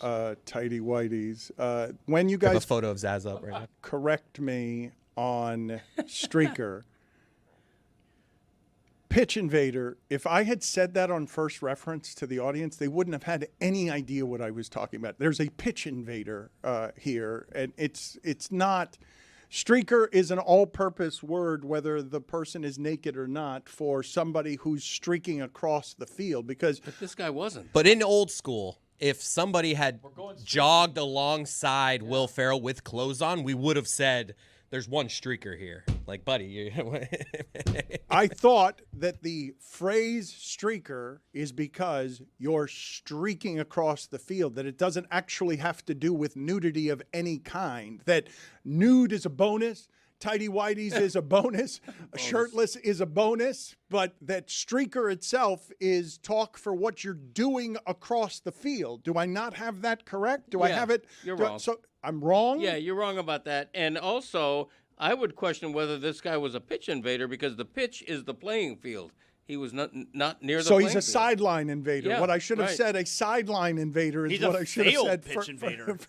So I should have described that as here's a failed pitch invader trying to invade the pitch because he's not streaking because he's wearing clothes. Let me give you a quick definition. A streaker is a person who runs naked through a public space.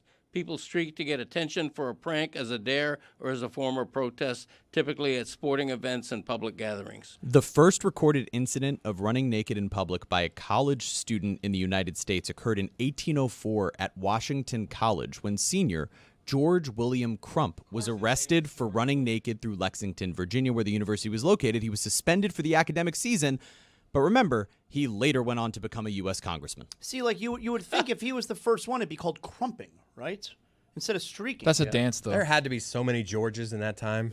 He was the ambassador to Chile. I got to be honest with you. I don't even care what you think about me about the tighty whities. Tighty whities are comfortable, all right? When you get home. No, they're not. No, That's the they're whole reason why everybody very changes. comfortable. They're very comfortable. You get call it home, tight. you take off your shirt, you take off your pants, you get comfortable. Everybody knows that. Just walk around the Zaslow. Well, it wasn't really a mansion when I was growing up, but I'd walk around the Zaslow house as a teenager. I'd be in my tighty whities, and maybe I wore them in college too. Whatever. Hang with them. Again, with hang with them as it relates to the tighty whities. It's great word choices. I don't think that anyone thinks of tighty whities as comfortable. Put it on the poll at Le Batard Show. Are tighty whities comfortable? Greg, about what age did you make the transition from tighty whities to boxers? Because I don't know, when were boxers invented? Because Boxers are terrible. I'm guessing that when Greg Cody was a boy, there were no boxers. I'm gonna guess that boxer shorts or sort of underwear are probably 60, 50 years old. Horrible. They were invented and used in English since 1944, so when Greg was like a teenager. In England. No, they've been used as a term in English. Okay. Yeah, The boxer brief, early 90s. I was a fruit of the loom boy, but once I became a man, a college-age man, I was a boxer guy, for sure. Still wear the boxers. Boxers are terrible. You're free balling. I gotta. You're hanging loose is what you're doing. No one needs that. You're hanging Wearing with shorts underneath your pants. Yeah. Greg, are you ready to do your catchphrases? Yes, sir. Are you excited about it? I am excited. Where are we in the catchphrase list? Coming up with your own material this week? We're about to reveal numbers 13 and 14. Which may turn into 23 and 24. Or should I say 14 and 13? I will announce that the catchphrase countdown will increase from a top 60 at least to a top 65, but the next increase will be the last one. That's for sure. We think. I don't believe you. I'm not in control of this. And we bring it up at the board But it's meeting. official now? You hadn't made it official before. No, All of these can be found on the Greg Cody Show featuring Greg Cody. Correct. With. That's right. Roy has it right. So he wasn't correct. Yeah. So correct is incorrect. Correct is incorrect. Yeah. Set rec. The Greg Cody Show featuring With. Greg Cody. Right. With. Yeah, with. So is this 13 or 14, or is this? I guess this is officially now 19. We're back to 20 the and change 19. is not in effect yet. Well, but It's been announced here. Next week's Greg Cody Show will have the change in effect. So this is 13 and 14, which next week is going to be 18 and 19. If Unless we go back to 75, Yeah. in which it will be 23 and 24. right. no, that's if it's 70. If it's 75, then it'll be 30 and 29. 75 is the ideal number. It's magisterial. All right, Dan so didn't. number 30 is Dan next. didn't think you had 50. He didn't think I had 5, like Zaz barely has 5. Well, And now he's got 4. I'm considering putting together a list of my own. We'll see. Yeah. You are? I'm considering it. Why When- don't you just Well, steal I my don't want. idea? I don't want. Well, that's the entire point. I don't want you to keep stealing from me. So I may need to put together my own list, put it out there, so that you can't continue to steal from me. Right. You already took one of my go-to phrases, and all you did was put a hey in front of it, and all of a sudden that means it's yours. That's not And a fair. sing-song. He sang it. That's not And a fair. sing-song. And he made it better. Hey, that's what I'm talking about. No, that's what I'm talking about. Oh, it's Hey, that's what I'm talking about. And you see, because you did it before me, so now everybody thinks it's you, and that's bullshit. Right. So I'm considering Yeah. my own list. Now, Yeah. it's not going to be as long as yours. Yeah, all you're right? going to do a top 2? Nope. Whatever I do, I'm going to put it out there so that you cannot steal any more of my it won't be phrases. as good as hey, that's what I'm talking about. So I'm trying to avoid. Ready? Yes. Should I say number 65 or number 60? No, number 60. I'm fuller than Vern Fuller. 59. Where's my click, click? 58. Hey, Butterfinger up. 57. Punt. 56. Scranton. 55. I'm busy in a one-arm paper hanger. 54. George up. Georgia. 53. I'm the kind of guy that 52 ball in the jack. 51. Hey, with the monkeys, baby. 50. Thank you, Billy. 49. I love him like a pet. 48. Who made it a salad? 47. We're rolling now, huh? 46, your brain beating me. 45, let's go States and Cote d'Ivoire. 44, driver comfort is paramount. 43, dummy up, say bop. 42, catches catch can. 41, doesn't make it right. 40, so forth and so on. 39, very good. 38, the Little League theory. 37, nice hat, asshole. 36, the others, they all learn from me. 35, don't go showering to try to please me. 34, look at that jerk. 33, it's like a packing house in here. 32, would you learn? 31, hee-haw, 3, but up. 30, I'm not going to take a quiz. 29, sassafras. 28, wobbly break a window. 27, hello. 26, who won? 25, trailers for sale or rent. 24, you got to eat a peck of dirt before you die. 23, 3 words, we are the Lobos. 22, you're going to go to Buffalo with Bernie Parmalee. 21, Rappy Cack. 20, another crisis solved. 19, nice chatting with you. 18, he ain't heavy, he's my blank. 17, hey, that's what I'm talking about. 16, who let a pet? 15, good on ya. And now, whew, thank you. Number 14, dancing swords. A very anticlimactic reveal. And number 13, QK, a.k.a. quick crap. Those two, it's fitting that those two are together Yes. because they are often They're back to back. They are back to back, Jack. literally. When I have dancing swords, I got to take a QK. You're damn right. He is winded and Brian winded.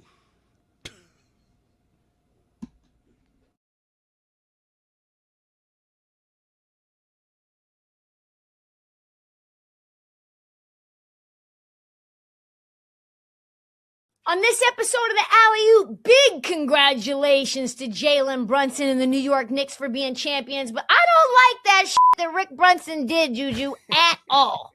And I asked my sister to give advice to a couple of NBA players around the league that definitely need it.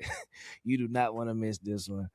Lock in. We went off in the full episode. Man, this full conversation was one for the books, bruh. I have to go back to Chris Cody here because I'm not sure that I knew this. I have to go back. So you're married to an identical twin.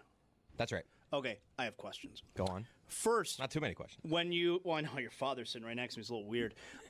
Okay, so first question. No wonder they're into swinging at that house. Were you always able to tell them apart? Not at the beginning when we were just dating. Her sister has like a beauty mark on her face, so I was like, mine's the one without that. Okay. My next question is, a lot of times, your wife or your girlfriend will be like, you think my sister's attractive, don't you? You clearly think her sister's attractive. That's right. Undeniable. If you think your wife's hot, you think her sister is hot. My sister-in-law's hot. That's There, I crazy. said it. Right? I've never said that to her before. No, you got to say that, though. Well, you must think she's hot. But Zaz, here's the deal. Everyone with a hot sister-in-law thinks their sister-in-law is hot. He's the only one who's allowed to say it out loud. That's the difference. That's true. That's true. Not like the rest of us are like, oh, my sister-in-law is terrible. Like, if you got a hot one, you're like, oh, my God, she's hot, but you just can't say it out loud. Yeah. And are they actually different? They're very similar in a lot of ways. So how'd you choose? The other one was taken. Papa Cody, wait a second now. You experienced this. I mean, do you find one more charming than the other?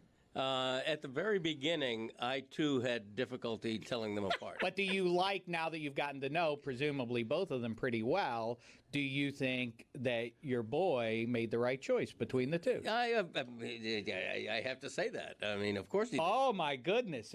Of course he did. Now. I love my daughter-in-law, but they're eerily alike. Now. Not just physical. What I'm about to admit now is a little embarrassing. Go on.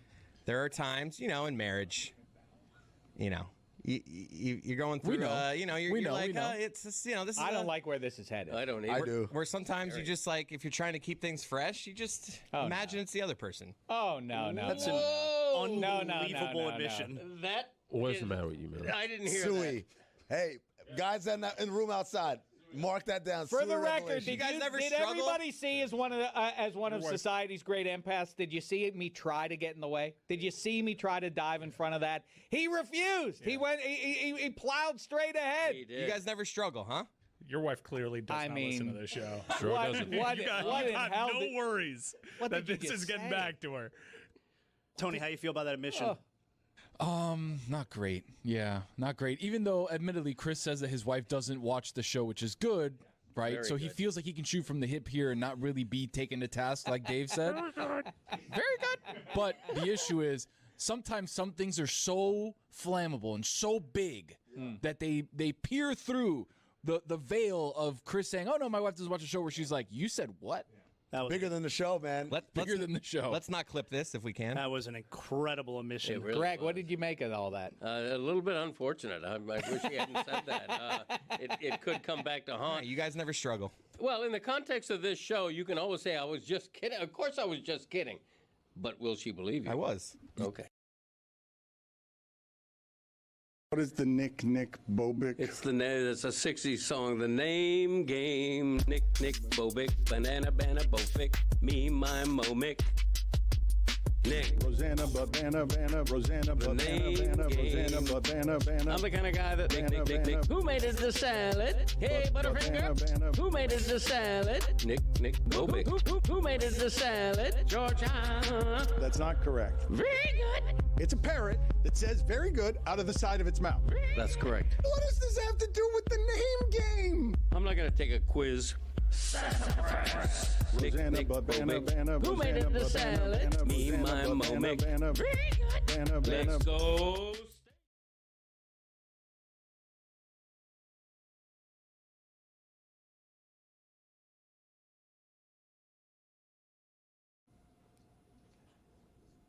It makes me happy every time I see this man's face. I believe I'm one of the few people in the world who would say such a thing about Stan Van Gundy. I don't know that he just brings happiness and joy with him wherever he goes, but every time I see him, I'm made happy. He's the lead game analyst for the NBA on Prime. There are a number of different things I want to ask him. I'll start in the obvious place, though. Stan, do you know how much a postage stamp costs? I'm not sure. I think I'm going to say 42 cents. Yeah, that's the last exact time I number. used one. Would you be shocked to learn that it's now 76 cents for a postage stamp? Do you find that? I'm not shocked to remember it. No, I'm not shocked that I'm living in the past. 78 cents. I'm sorry. Jeremy just made a correction after his Well, it's recent important. foray. Yeah, 78 cents. My bad. My bad. You didn't send me to that post office for no reason, Dan. That is, well, I did actually, but okay. That was a double negative. Fair enough. So, Stan, I've got some basketball questions for you, but how are you doing in general, and how was this season for you on Prime? You are now a bit of a vagabond when it comes to being a prostitute of sports media. You have worked for just about everybody. How was this season for you compared to the other seasons? It seemed like you were having a great deal of fun, especially when you were doing a game with Dwayne Wade. Yeah, look, the whole thing was a great experience. I think that the people at Amazon, NBA on Prime, there's really a commitment to trying to provide a quality product. I worked with great people, both in front of the camera and behind. Were treated well. I think it was a great experience for me, and I'm looking forward already to next season. I've actually got a WNBA game for them coming up on June the 25th. I asked to get a WNBA game, and so I've got the Sparks at the Toronto Tempo June 25th. Nice. I like that you're expanding your horizons that way, and that you're making requests of management or demands, perhaps demands.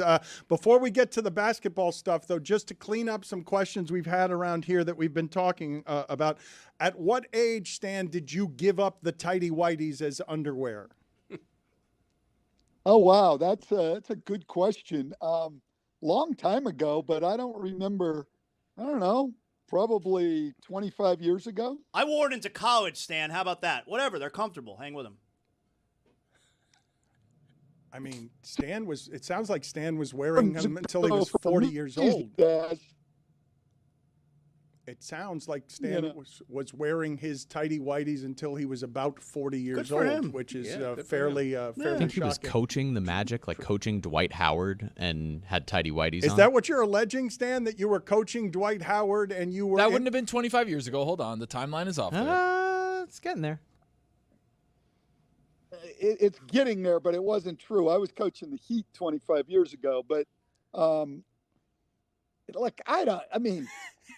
I'm so old now. I'm so old now, guys, that like when I hear a song, my kids will get on. I say, well, that's a recent song. They'll go, that was for.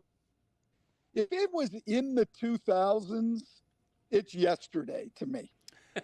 Well, we just had this conversation recently. I'm appalled by what they're presently calling oldies because, Outcast becomes oldies all of a sudden just because it's the early 2000s. But everyone tells me I'm wrong. They're telling me if it's early 2000s, that makes it now oldies. I mean, to me, oldies are the 70s. Yes, I think to me it's the era when I was in high school.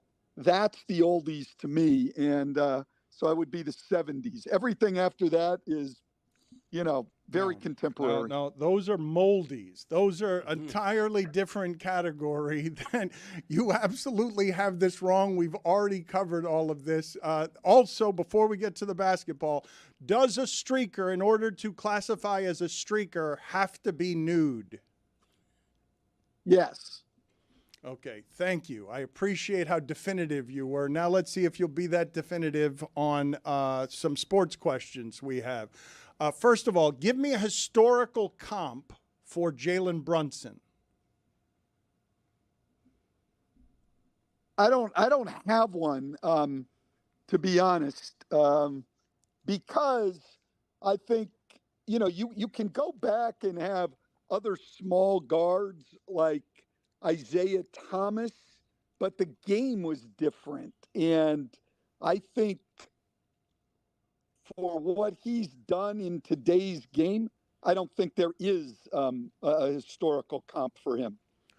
Can you explain to me what you saw in that series and how different it was from what anything I've seen in a series is, where it seemed like the Spurs were 10 points ahead all the time, and they were either tied or leading with every game with 2 minutes left, and they end up getting dominated in the series? I don't have a lot of reference points for that team is so young. It simply doesn't know how to win late in games because it hasn't played many late in game situations, as opposed to Jalen Brunson, who's been playing 3 years nonstop of late in game situations. Yeah, look, what amazed me about the series, I don't know that I've ever seen a series where it seemed every game followed the exact same script. I mean, normally there's, people will say, hey, every game's different, and it usually is. But in this series, it was San Antonio get out to a double-figure lead early. It gradually seeps away. And then in the third quarter, they gain the lead, get back up again, and then can't hang on. It was every game. And so by the time we got to game 5 and you're halfway through the third quarter, you just have this feeling, you know what, they're not going to win this game. Stan, for the first time in NBA history, it's 8 consecutive unique NBA champions. But also during that stretch, there have only been 2 teams, Miami and Boston, who have even returned to the finals in any capacity during that stretch. Is San Antonio going to be one of those teams who gets back to the finals sometime soon? Well, they certainly can be. I think they're good enough and they're young enough that we're going to see them sometime in the next 8 years. But look, Oklahoma City's much in the same situation. That's going to be a great rivalry going forward. But I like how San Antonio is situated. Their 3 best players are 22 or younger. We haven't seen that. And so I think what Dan said, a lot of that had to do with the way the game's finished. But the experience they gained this year should help them a great deal. Look, I think the biggest thing going forward is for them to improve. It's not automatic. I think it will come down to the humility of guys like Wemby and Castle. And by humility, I don't mean modesty. I mean, a lot of times what star players want to do when they struggle or struggle to reach their goals, they'll say, it wasn't the other team, had nothing to do with them. I just had a bad game. That's the wrong approach in my mind, especially would be now. I think it's got to be the humility to say that this is what New York did to me. This is how they took away my effectiveness. Now, what do I have to do to improve that? If they have that kind of humility, and my bet would be that they do, then I think you'll see them make great strides, and they're going to be a team to be dealt with for the next decade. Stan, the future of Giannis Antetokounmpo has become a bit of a soap opera this offseason. Where do you think he ends up and why? I think, Greg, it's really, really hard to tell because, it's, as we've learned, it's not always in the player's hands now. You can want to be traded, but the team's going to get the deal that's best for me. I have questions on teams giving up way too much for him. And not because he's not a great player, but his health has become a major issue over the last few years.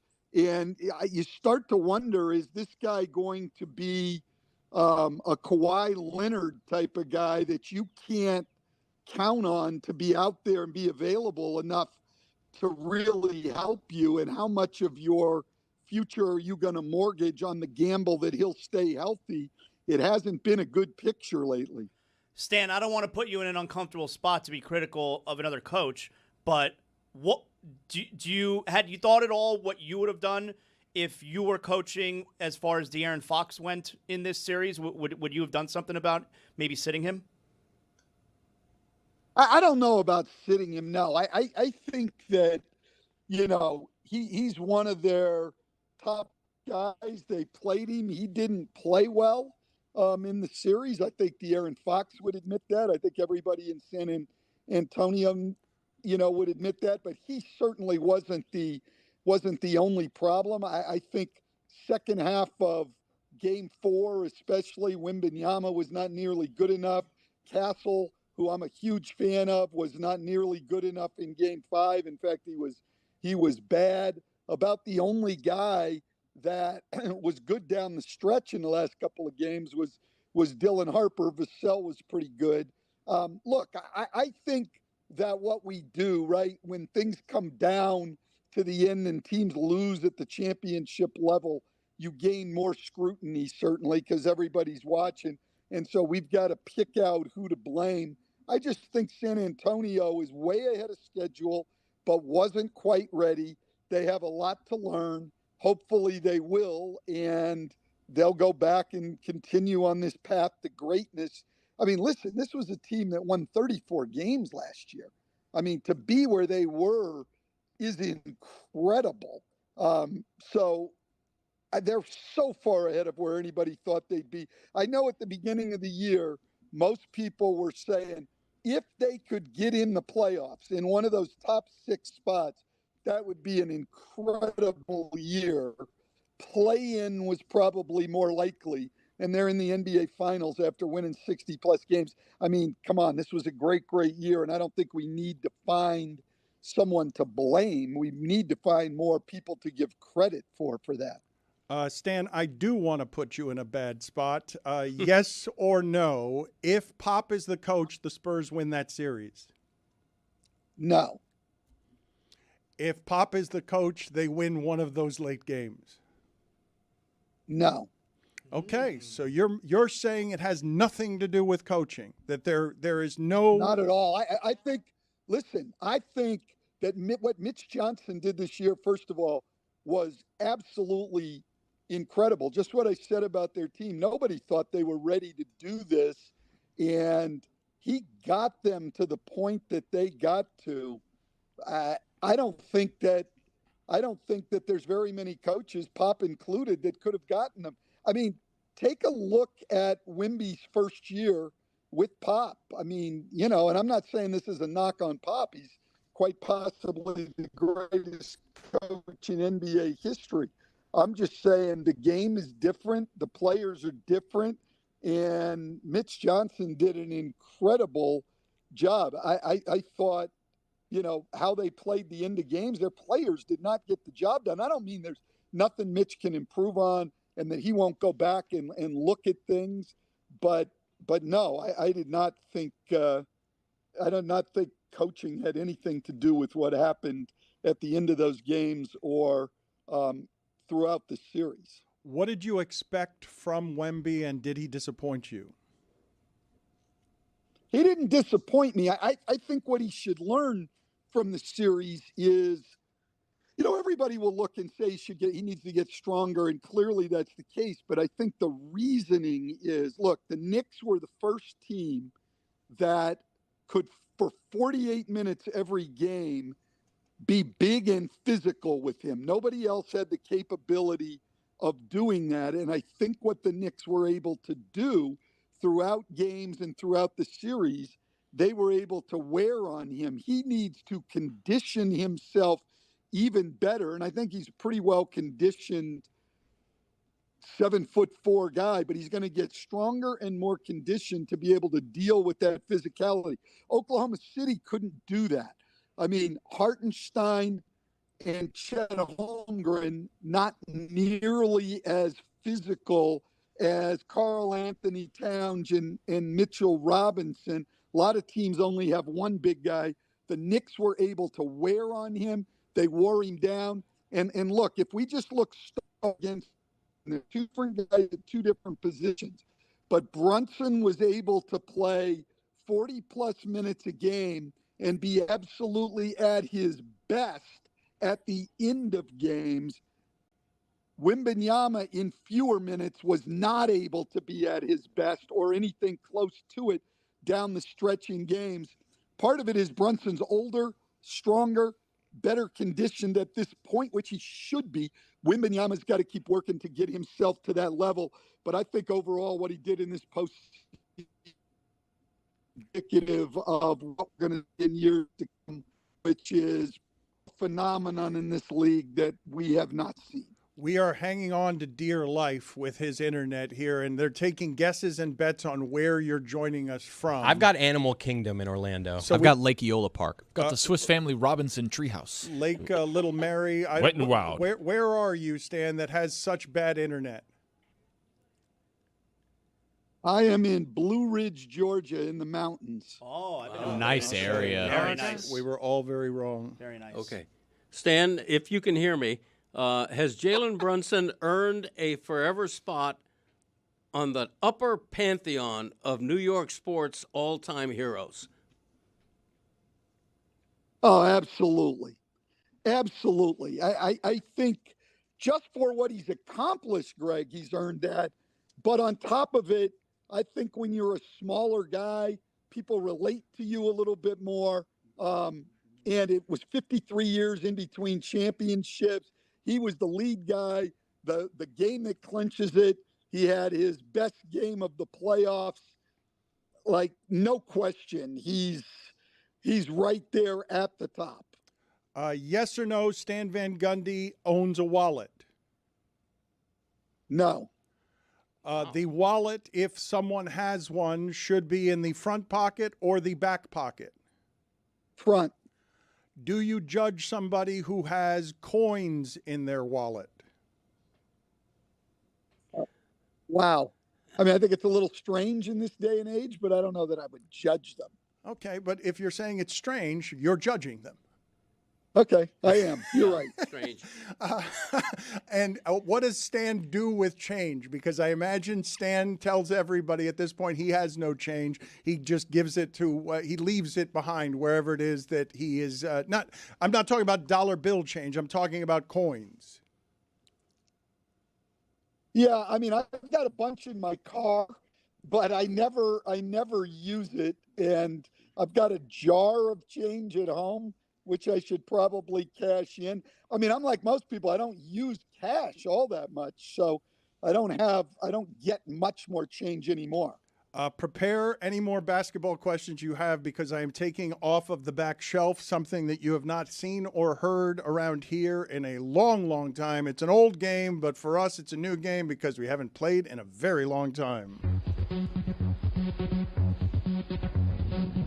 And now it's time to play Douche or No Douche. Here's your host, Douche Le Batard. Reclining your seat on an airplane, douche or no douche? No douche. Ripped jeans, douche or no douche? Douche. Wearing cologne, douche or no douche? Douche. Reading texts over a stranger's shoulder on an airplane, douche or no douche? Douche. Sending your food back at a restaurant, douche or no douche? No douche. Person who doesn't wave thank you when you let them merge into traffic, douche. Standing up immediately when Need a wave? when the seatbelt light goes off after landing, douche or no douche? That's me. No douche. Grunting while working out at the gym, douche or no douche? Douche. Signing your emails, cheers, douche or no douche? Douche. You are excellent at this game. I love your conviction, Stan. I love that you weren't afraid of anything. You are a brave human being. Zaz never waves to somebody when they let you in on traffic. No, it's survival of the fittest out there. No. I'll tell you what, when I let the in and they don't wave. Well said, though. Damn it. We've been hanging on. He was for about to dear say life. what he does when they don't wave it. Okay, well, let's hear it. I'm going to stay with this until the Yes, end. we need if it. you guys have any more basketball questions, I just said it. It pisses me off when they don't wave at me. That's a payoff. Yeah. Look at that jerk. Right. Look at that jerk. I'm surprised you missed your chance at singing Georgia when he told us where he was joining I us did. from. I snuck in at Georgia. Did you? Yeah. Replay the Georgia. tape. I didn't even hear. I don't wave when someone lets me in. You've been on I-95 That's in the morning punk here stuff. in Miami. You're a it's like, buster. it's like Mad Max, all right? No. I don't have time to wave to hey, anybody. do you when you used to play basketball back in the day, when somebody give you an assist, do you go over and give him a high five? No, I point. Okay, so you do the same thing to that guy. That guy just gave you an assist. That's my teammate. Okay, so that I guy's have your no teammate teammates too. on the highway. Then what are you talking I'm about? The guy with that lets you you in is your on teammate. that. Everybody Are you is your crazy? teammate. Give him a point. You guys just drowned out Stan. I He was trying agree. to say Point at him. Acknowledge. So you don't have any cologne? You don't own any cologne? I do not. I just imagine that there's an old bottle of Old He Spice. has a genuinely great musk. Put it on the poll at Le Batard Nope. Show. Does Stan Van Gundy have a generally great musk? Yes or no? So you've never worn cologne? You've never owned a bottle of cologne? You've never had a bottle of cologne? I have, but I haven't in a long, long time. Any more basketball questions before we let him go? You guys are done? You guys are finished? Okay. Stan, how good of a starting point would Giannis and Bam be for a team if the Heat were able to pull off a trade? I mean, look. I mean, Bam's a solid player, and Giannis is a star, so it's a good starting point. But your perimeter better really be able to play and shoot the ball. So who you're going to surround them with would be a major question, and I have no idea who that might be. And so I'm not sure that takes you to the upper level of teams right away just because of those two guys. Okay, but should Otto Lopez be a Major League Baseball starting shortstop in the All-Star game? That's a tough question. I'm going to say no. He's hitting about 350. Not good enough for Stan. Olo. I also think that Stan has given up on the Marlins. Didn't you boycott the Marlins? You were a huge Marlins fan for a while, but then they did your friend Freddie Gonzalez dirty, and you basically stopped paying attention to the Marlins, right? I did, yes. Until Freddie went back to him as a coach, with Don Mattingly, and but I follow baseball, but there's just so many good players out there. But I mean, I guess he wouldn't be the starting shortstop, but he's going to be on the All-Star team. Thank you for the music again. A person who continues to put up his phone and film the entire concert. Douche or no douche? Douche. Getting a haircut every 2 weeks. Douche or no douche? No douche. I wish I had to get mine cut that often. Ordering a whiskey neat. Douche or no douche? No douche. Your friend asking you for a bite of your meal. Douche or no douche? Douche. Stan, it's lovely to see you again. It's always nice. You were great this season. It's been wonderful to see. You were great from the very start, but it's been wonderful to see your market improvement with the reps. You seem super comfortable, super relaxed. You seem like you're having a good time being on the sidelines of basketball games, a much better time than you had when you were standing on the sidelines as a coach. That didn't seem like a lot of fun at all. No, this is a lot less stressful. My brother told me back when he was broadcasting, he said, the only thing I worry about after games is where are we eating. Before we let you go, and we're really testing your internet here, but go ahead and give us all your political thoughts on the state of America. Oh, my God, no.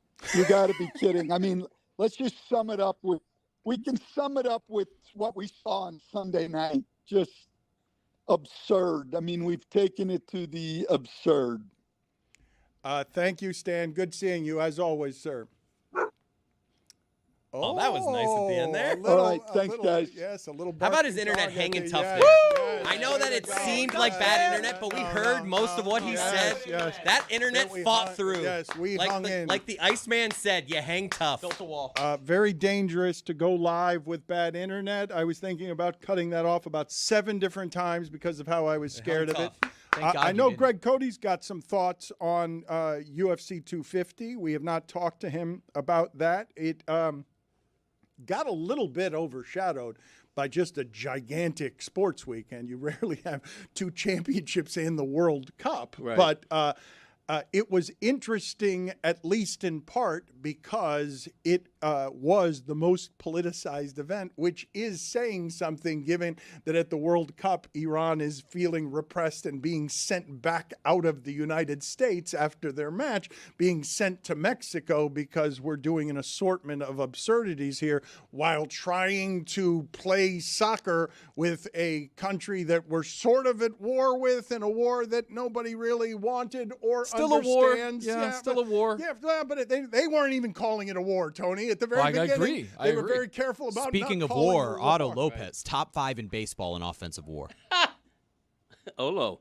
Yeah, I mean, I almost think it goes without saying that UFC on the South Lawn of the White House is a travesty. It's a disgrace to the historic prestige of the White House. I thought it was terrible. Not to mention what it's Hokett, right? Josh Hokett. Yeah. What he said about Michelle Obama was just despicable, and it just put a sour note on everything.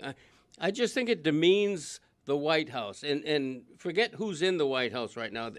To me, it demeans the history of the White House. Then again, nothing says patriotism like a bunch of guys in a cage kicking and punching each other. You don't think the White House should be used as a pre-fight locker room? Not particularly, no.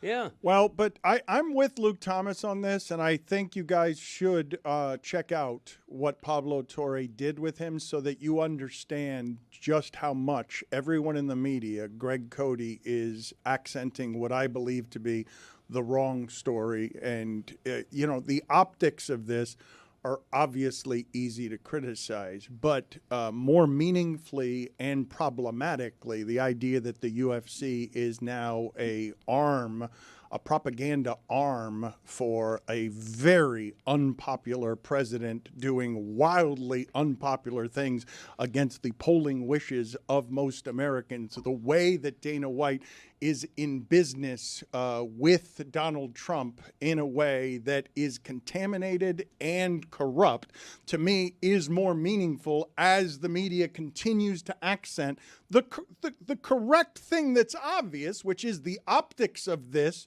have no grace. There is no class in what it is that you're doing there. But why would there be class? You're talking about somebody in the Oval Office who doesn't have anything that resembles class, who has a shamelessness that believes that money buys you class when money can't buy you class, and is a swirling turd trying to take the country down the toilet with him. The allegiance of these 2 liars, a carnival barker who's treated as a commissioner, and the president of the United States, the combination of these 2 things, the thing that I think is most interesting there is how deeply corrupt the whole thing is, where you've got Donald Trump's family owning stock in TKO. I've told you, Forbes is reporting that all of the Trump kids have had their value go up by hundreds of millions of dollars because of how this presidency is being used.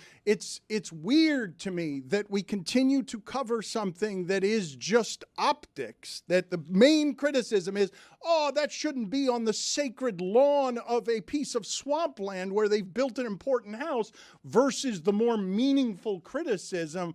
Urge you all to check out what Luke Thomas is saying there so that you can hear Pablo Torre dissect what is, to me, the more meaningful criticism there. But you have to understand, the reason I think it's a travesty and a disgrace is largely because of everything you're saying. It's not that they put a sporting event on the South Lawn.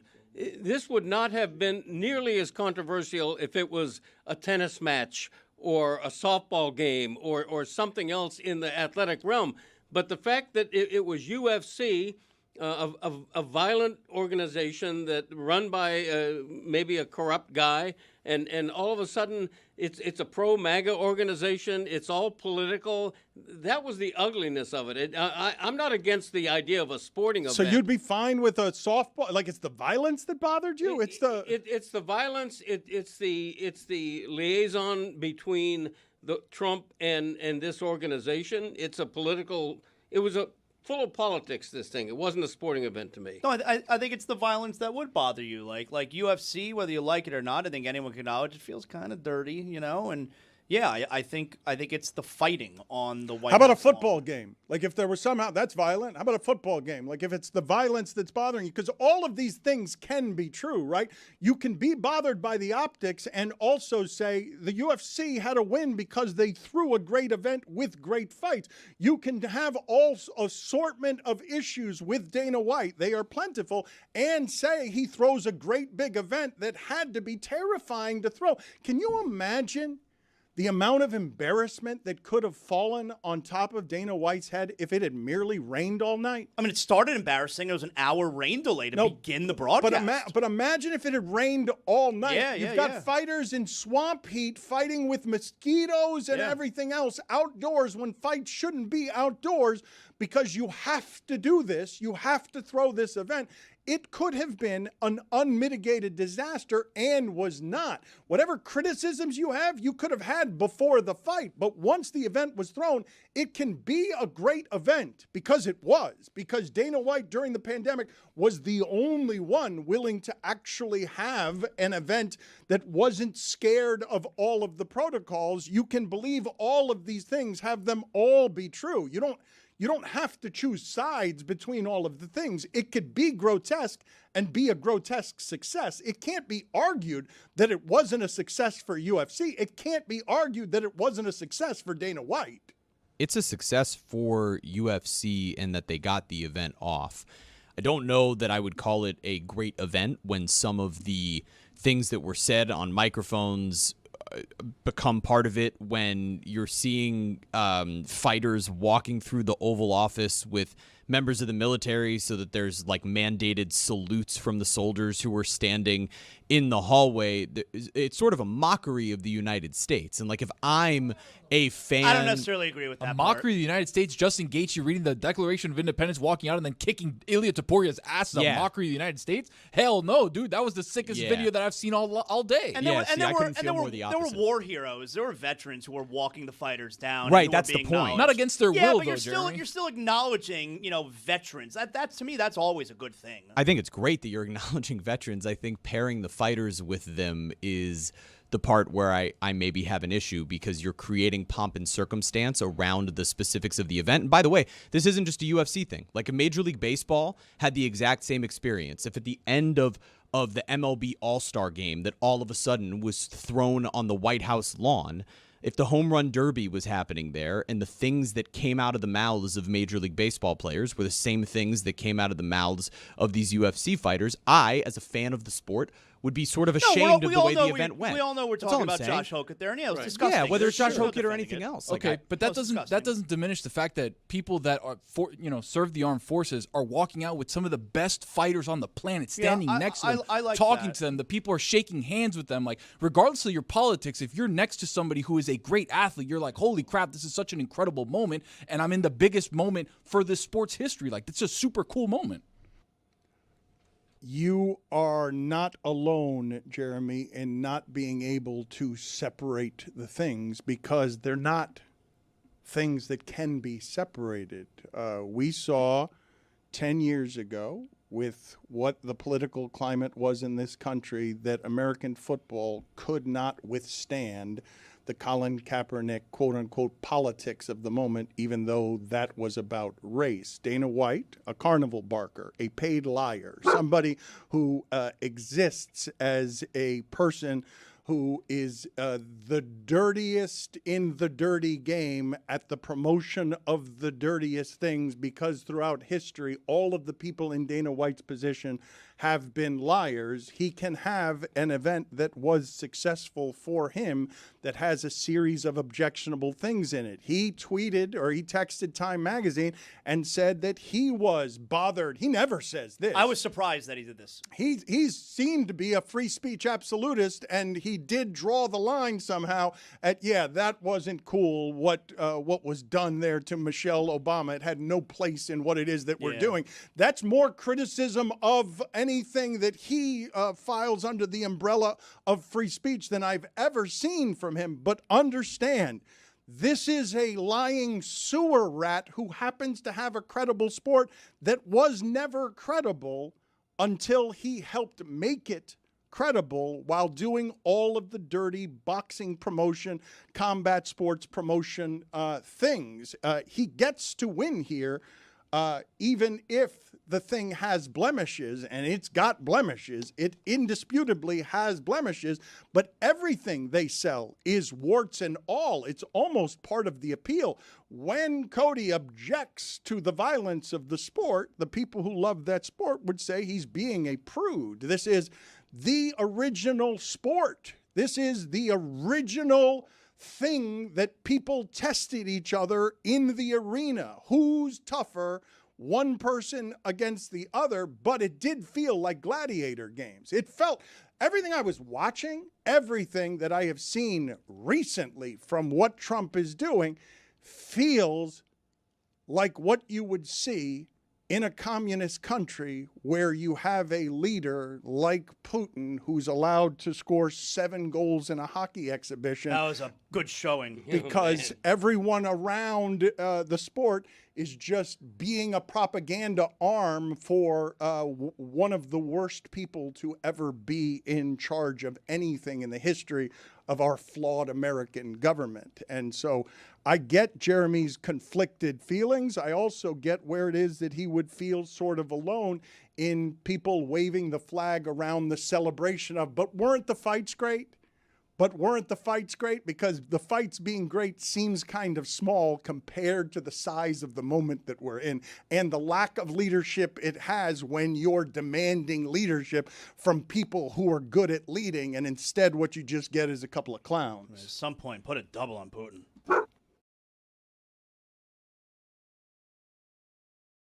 On this episode of the Alley-Oop, big congratulations to Jalen Brunson and the New York Knicks for being champions, but I don't like that shit that Rick Brunson did, Juju, at all. And I asked my sister to give advice to a couple of NBA players around the league that definitely need it. You do not want to miss this one. Lock in. We went off in the full episode. Man, this full conversation was one for the books, bruh.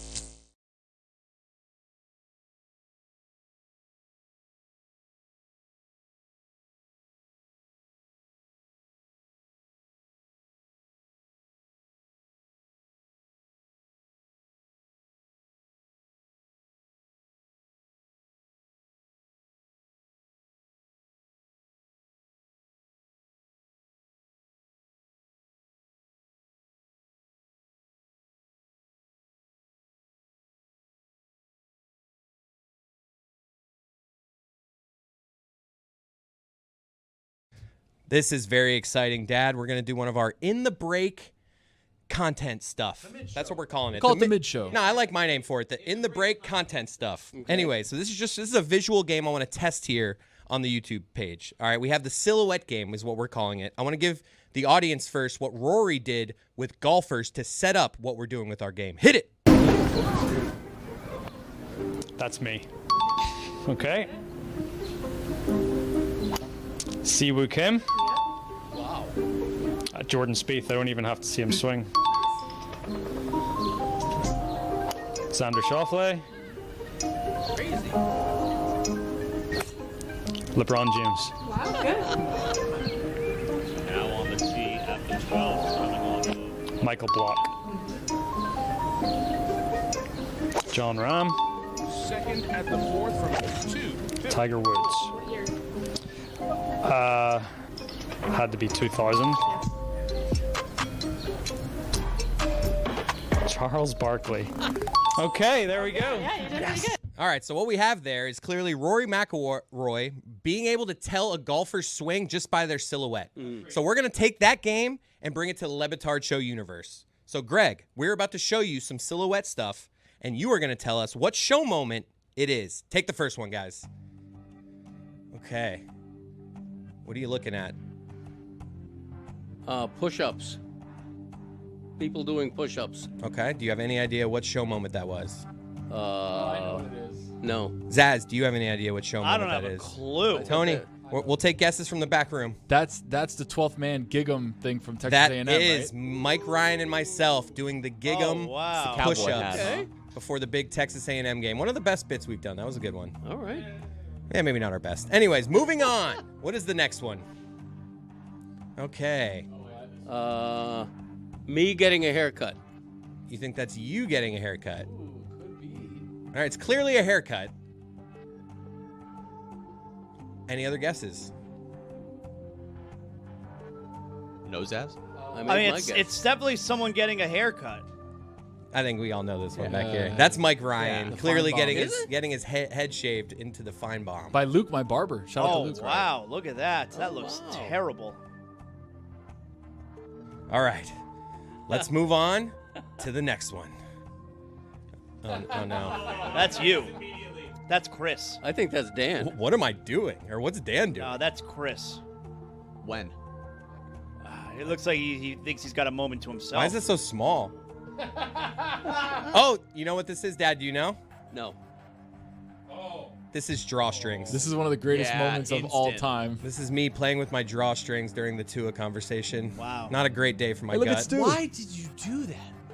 He was nervous. He was between Stugotz and he was between a $200 million quarterback at the time. That's how you dressed, huh? I did.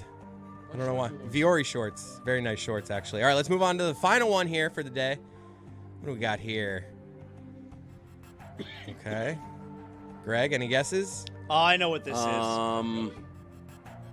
Is that Lucy Rodine? That is not Lucy Rodine. Roy, do you have a guess? Rose?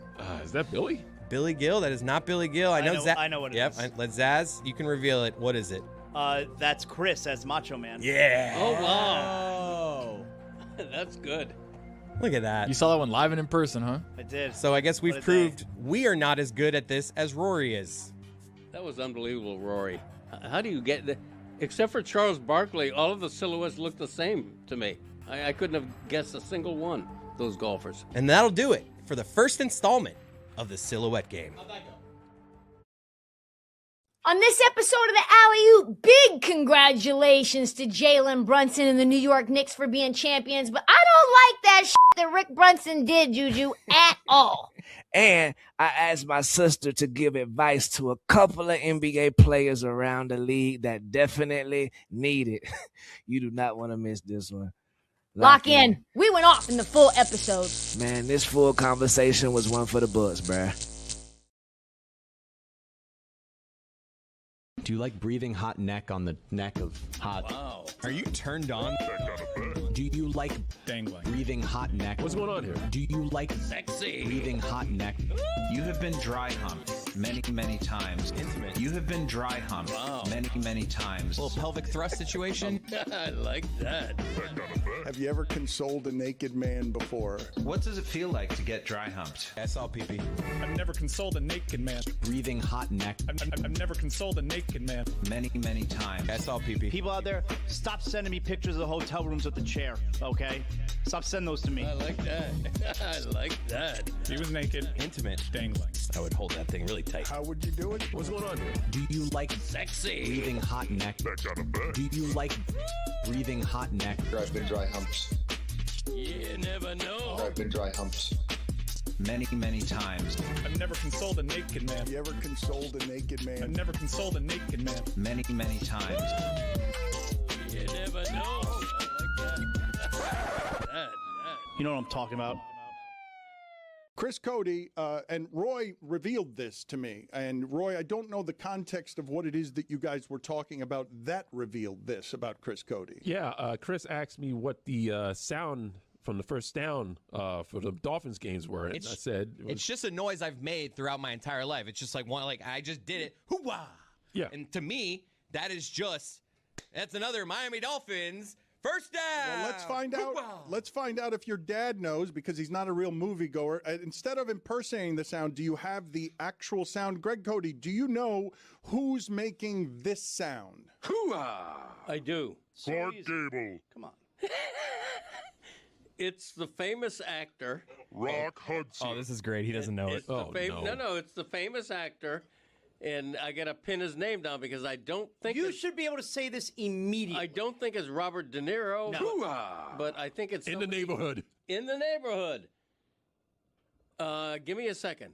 Robert De Niro. Humphrey Al Pacino. Hey, there you go. If someone said that in his headphones, you're fired. Now, No, what movie? nobody said What that. movie? It's APAC.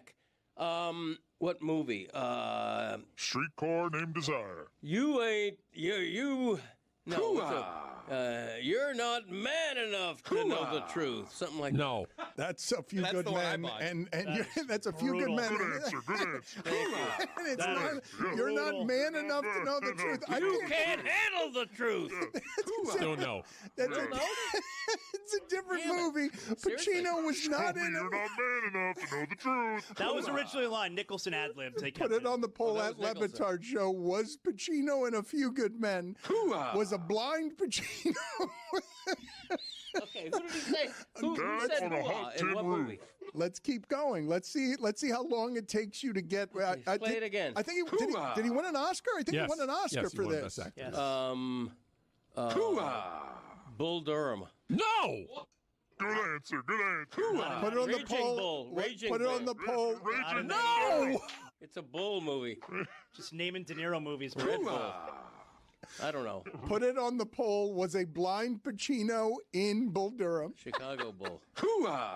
And put it on the poll as well. Was a blind Pacino in Raging Bull?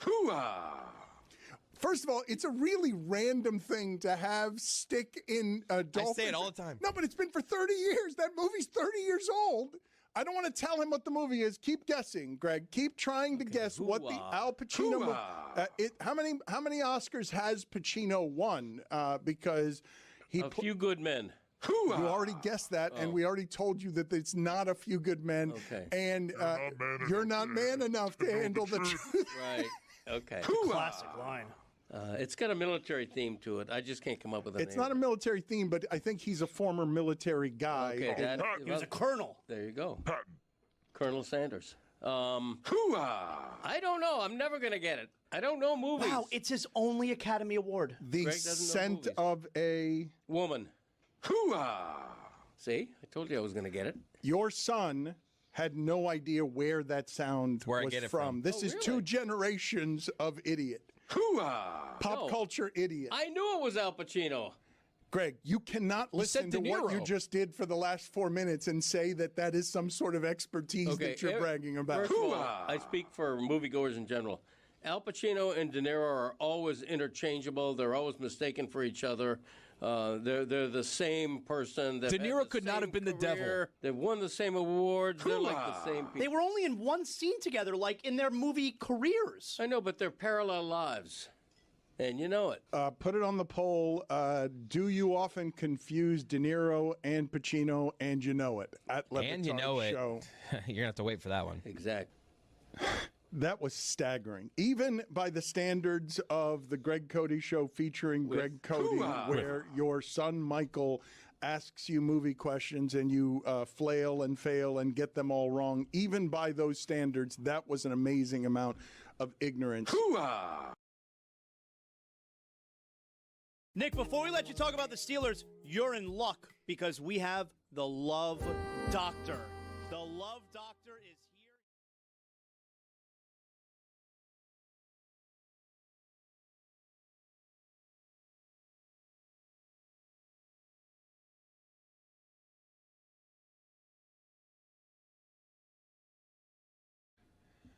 Look at who we have there, the radiant. I have never seen him looking quite this post-coital. The kid, Marrow, is in the center of a New York. This is a good time to have a morning show in New York.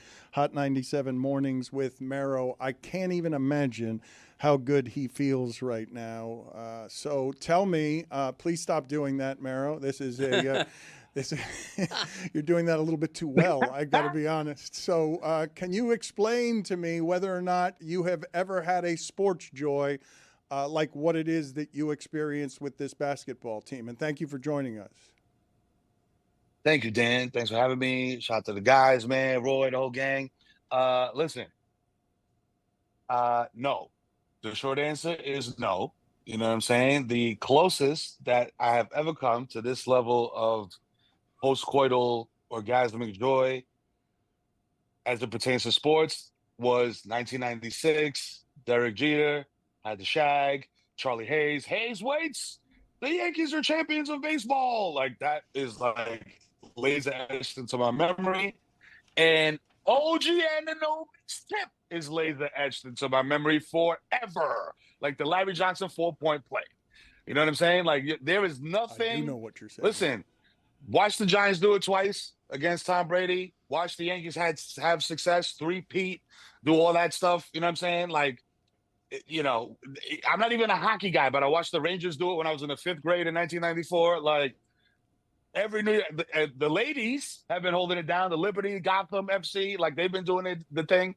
The only team that hasn't had success in this century has been the New York Knicks. So it's like, man, I don't know, man. Okay, so look, I'll say this much because I don't want to get you, you know what I mean? I don't want you to lose sponsors. It's like when you're dating, you know what I'm saying?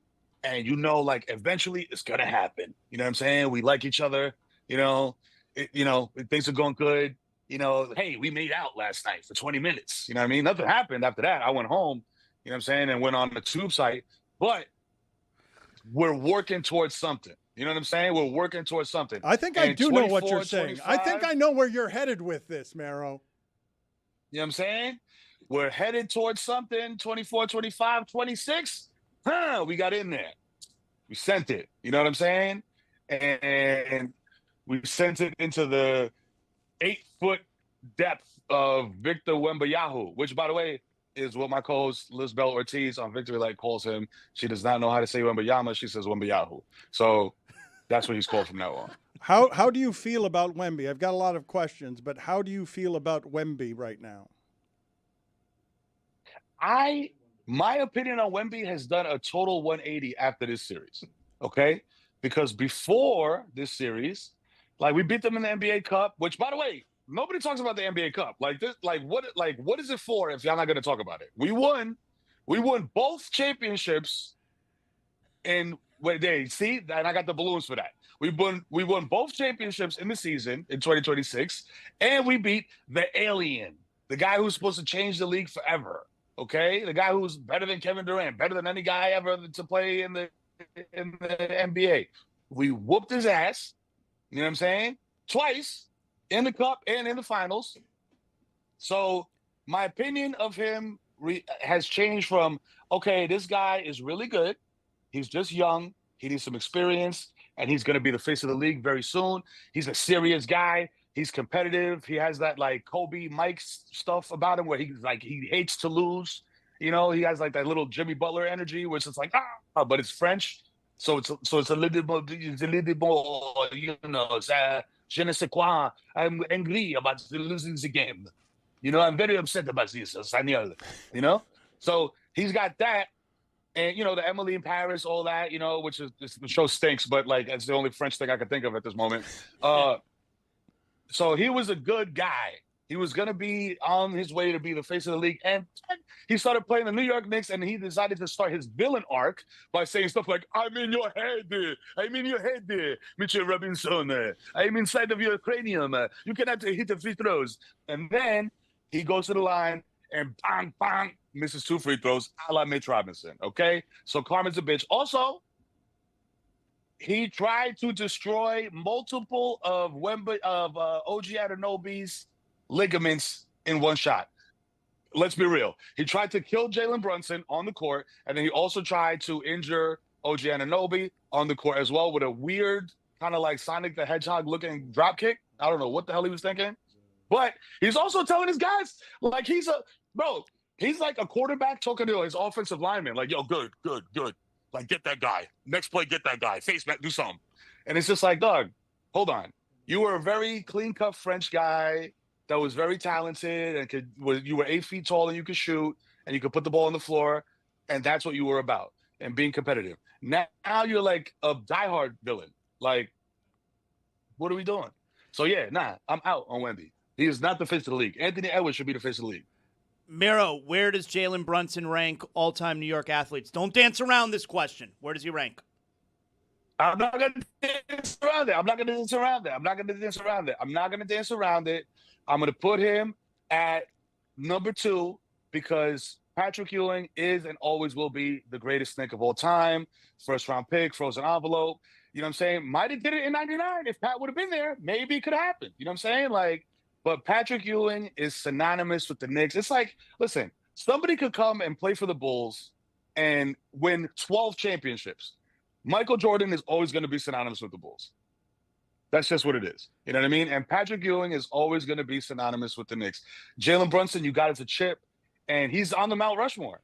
I said this on First Take. I was like, yo, listen, dog, you can't have a one best of all time with the Knicks. The Knicks, they're too old. They're from like the 1930s. They're like a World War II franchise. So it's like there's been so many guys from like Earl the Pearl to Clyde to Pat to Melo to now Brunson, where it's just like you got to make a Mount Rushmore of Knicks. You can't have one greatest Knick of all time. Zaz, Even though I know I just contradicted myself. Well, what is Mero doing though? Why would you make Anthony Edwards the face of the league instead of Brunson? Like, what exactly are you doing? If Knicks fans were to select a face of the league, shouldn't they be asking why doesn't Brunson get to be the guy now? I think it's because Brunson's not tall. Okay. Do you think it has anything to do with that he has hairy shoulders? I think so. I think that too. He's also very humble. People like to be sports and entertainment, guys. Like, you know what I'm saying? Like, he's a humble guy who's there to hoop. You know what I'm saying? Like, he's never going to be – I know you guys heard that quote where they were like, hey, Jalen, as the star of the team, does it, get to you when you don't have as many touches as you're used to? And he goes, I'm not a star. Yeah, you got hairy shoulders. I got hairy shoulders too. It's the mark of a champion. It's not the mark of a champion. I made 4 kids with those hairy shoulders. That's inaccurate. It is. You can have 4 kids. It's not the mark of a champion. Put it on the poll at Le Batard Show. At Le Batard Show, are hairy shoulders the mark of a champion? Made 4 kids. The answer is yes. No, it is not. There's no. And I trained Edwin Diaz his cock. You know what I'm saying, that he was using in Puerto Rico. That's the bird, Oye, guys. suave. Oye, suave, de lo mío, suave. Hey, espérate. Que eso es un gallo. Okay, un gallo sí, un gallo sí. Yes, a rooster is what he was saying there. Yes, yeah, cock, rooster. So put Brunson in the context of all New York all-time sports heroes, not just Knicks. Include Derek Jeter, include everybody who's a hero to New York sports fans. Where does Brunson rank now? He's in there with Derek, he's in there with Eli, he's in there, you know what I mean, with who else? Guys, we're talking about black and white era, you know what I'm saying? Like Mickey Mantle, you know what I'm saying? Like type of days, you know? But he's definitely DiMaggio, Babe Ruth. Yeah, there you go. You know what I'm saying? Like, Joe Namath. This is New York. This is New York. It's like, bro, there is the bucket of like elite, you know what I mean, athletes that have played here. It's too much. It's like it's an embarrassment of riches. Like, Miro. Like you could say any 4 names and not be wrong. Okay, Miro, you're at the bar. You only have enough money for 1 drink. You buying a drink for Jalen Brunson or Derek Jeter? Don't do this to me. I did it. It's been done. Zosh, I'm gonna have to say, like I did like the Zos, right? Like I give you a little flair. You made it. You made it Hispanic. Listen, you put an accent. Zazon. I made it Hispanic. Hey, Zos. It's Z-A-S with an accent over the A. Zazon. So instead of Sasson, it's Zasson. Zasson. I would buy the drink for Derek because Derek is retired and he already fulfilled my dreams as a Yankee. He's done what he needs to do, so he could go get lit. I do not want Jalen Brunson drinking with me before he has to do anything athletic. Okay. You know what I'm saying? Also, I don't want him drinking with me before he has to do anything because I don't want him accidentally doing like a Cespedes move and like tearing his ACL, like riding a horse or like riding his on a Peloton or something. Like I don't want anything like that to happen to Jalen Brunson. Okay. So we are keeping him safe. and away from any substances. I want to get your thoughts here on OG Anunoby's appearance on Good Morning America. You are an expert on the smoking of marijuana. So walk me through here what you think might be happening. OG Anunoby famously does not speak. He does not say much to anybody about anything. I told you yesterday that on his list of dating preferences, a woman has to be comfortable with silence because he doesn't say anything. What's happening here, Mero, on Good Morning America? Talk about the difference Coach Brown made and how he brought you all together.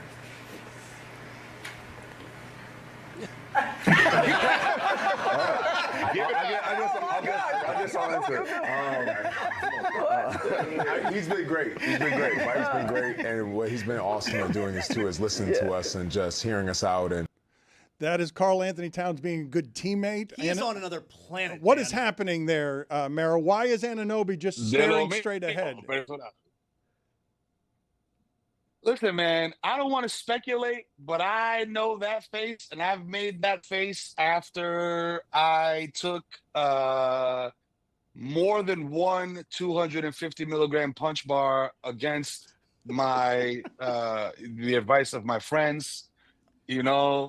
500 milligrams will have you looking like that at the gate. That's lunacy. 500 milligrams is waiting lunacy. for your flight to LA. It is, but I like to ride the lightning, Dan. You know what I'm saying? I don't play out here. Let me play some sound here from James Dolan, some awkward sound, very hard to root for. I don't believe you're rooting for him. I don't believe you're happy for him. Here he is in front of the team being awkward and saying, guys, make sure that you do not do anything sensual for months at a time.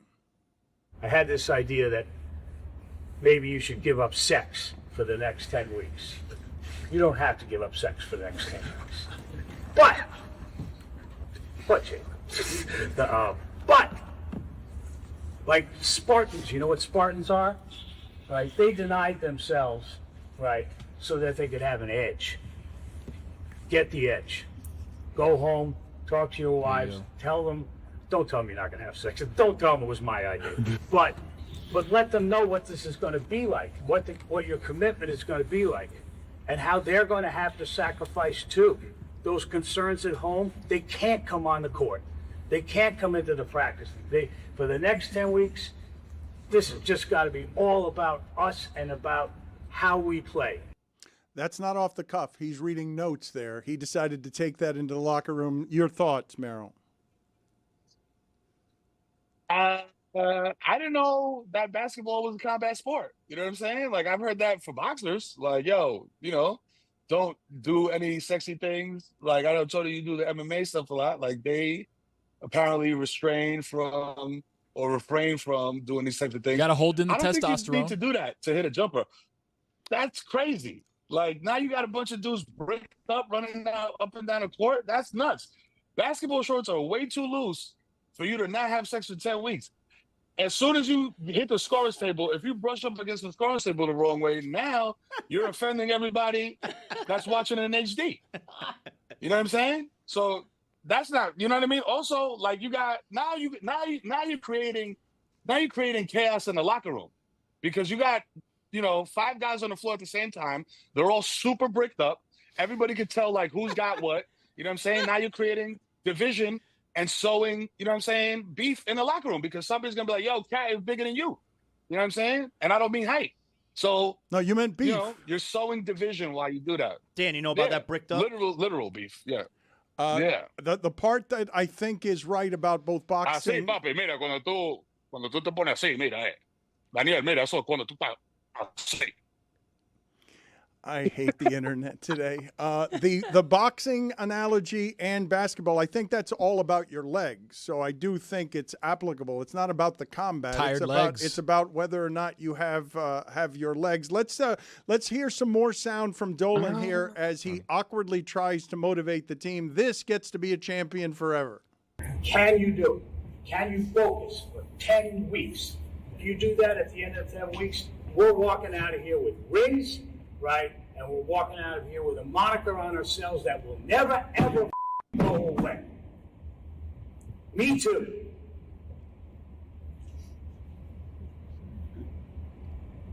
Do it. Yay! Commit to it. I thought he paused for the cheer. Yeah. Oh, raucous applause. He was petered out there. Buffering. Yeah. Yeah. What was that? That was the like of NBA owners. Yo, listen. At this point, man, like I can't.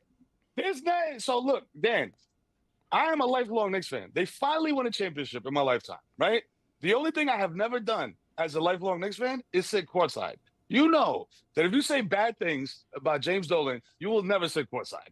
So I have to measure myself very much when I speak about this man, because my dream is to sit next to Spike Lee and talk about basketball. I don't care who we're playing. We could be playing the Pelicans. I don't care. I just want to be sitting courtside like Larry David, where I could trip, you know what I'm saying, somebody on the opposing team. In the last few months, Mero, as I've told people, I'm very happy for you. Hot 97 mornings with Mero, weekdays 6 to 10 a.m. He's the host of Victory Light with the Kid Mero from iHeartRadio. New episodes twice a week, wherever it is that you get your podcasts. But the last few months, you've been on The Daily Show. You've been on First Take. You've been making the rounds in some rarefied spaces. What has been the highlight from among all of them, all of the things that you've gotten to do over, I'm going to say, the last 6 months?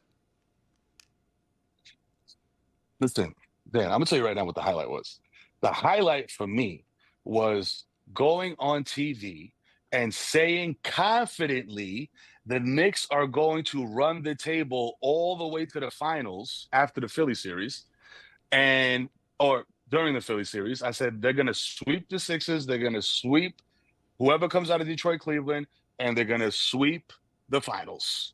And if it wasn't for one guy messing up the vibes at the Garden, I would have been 100% right. I don't even listen. You guys are sponsored by. I don't want to mess up your money. DraftKings, sponsored by DraftKings. If I would have put that on a DraftKings ticket at the beginning of the year, the Knicks are going to sweep, and they're going to win the championship.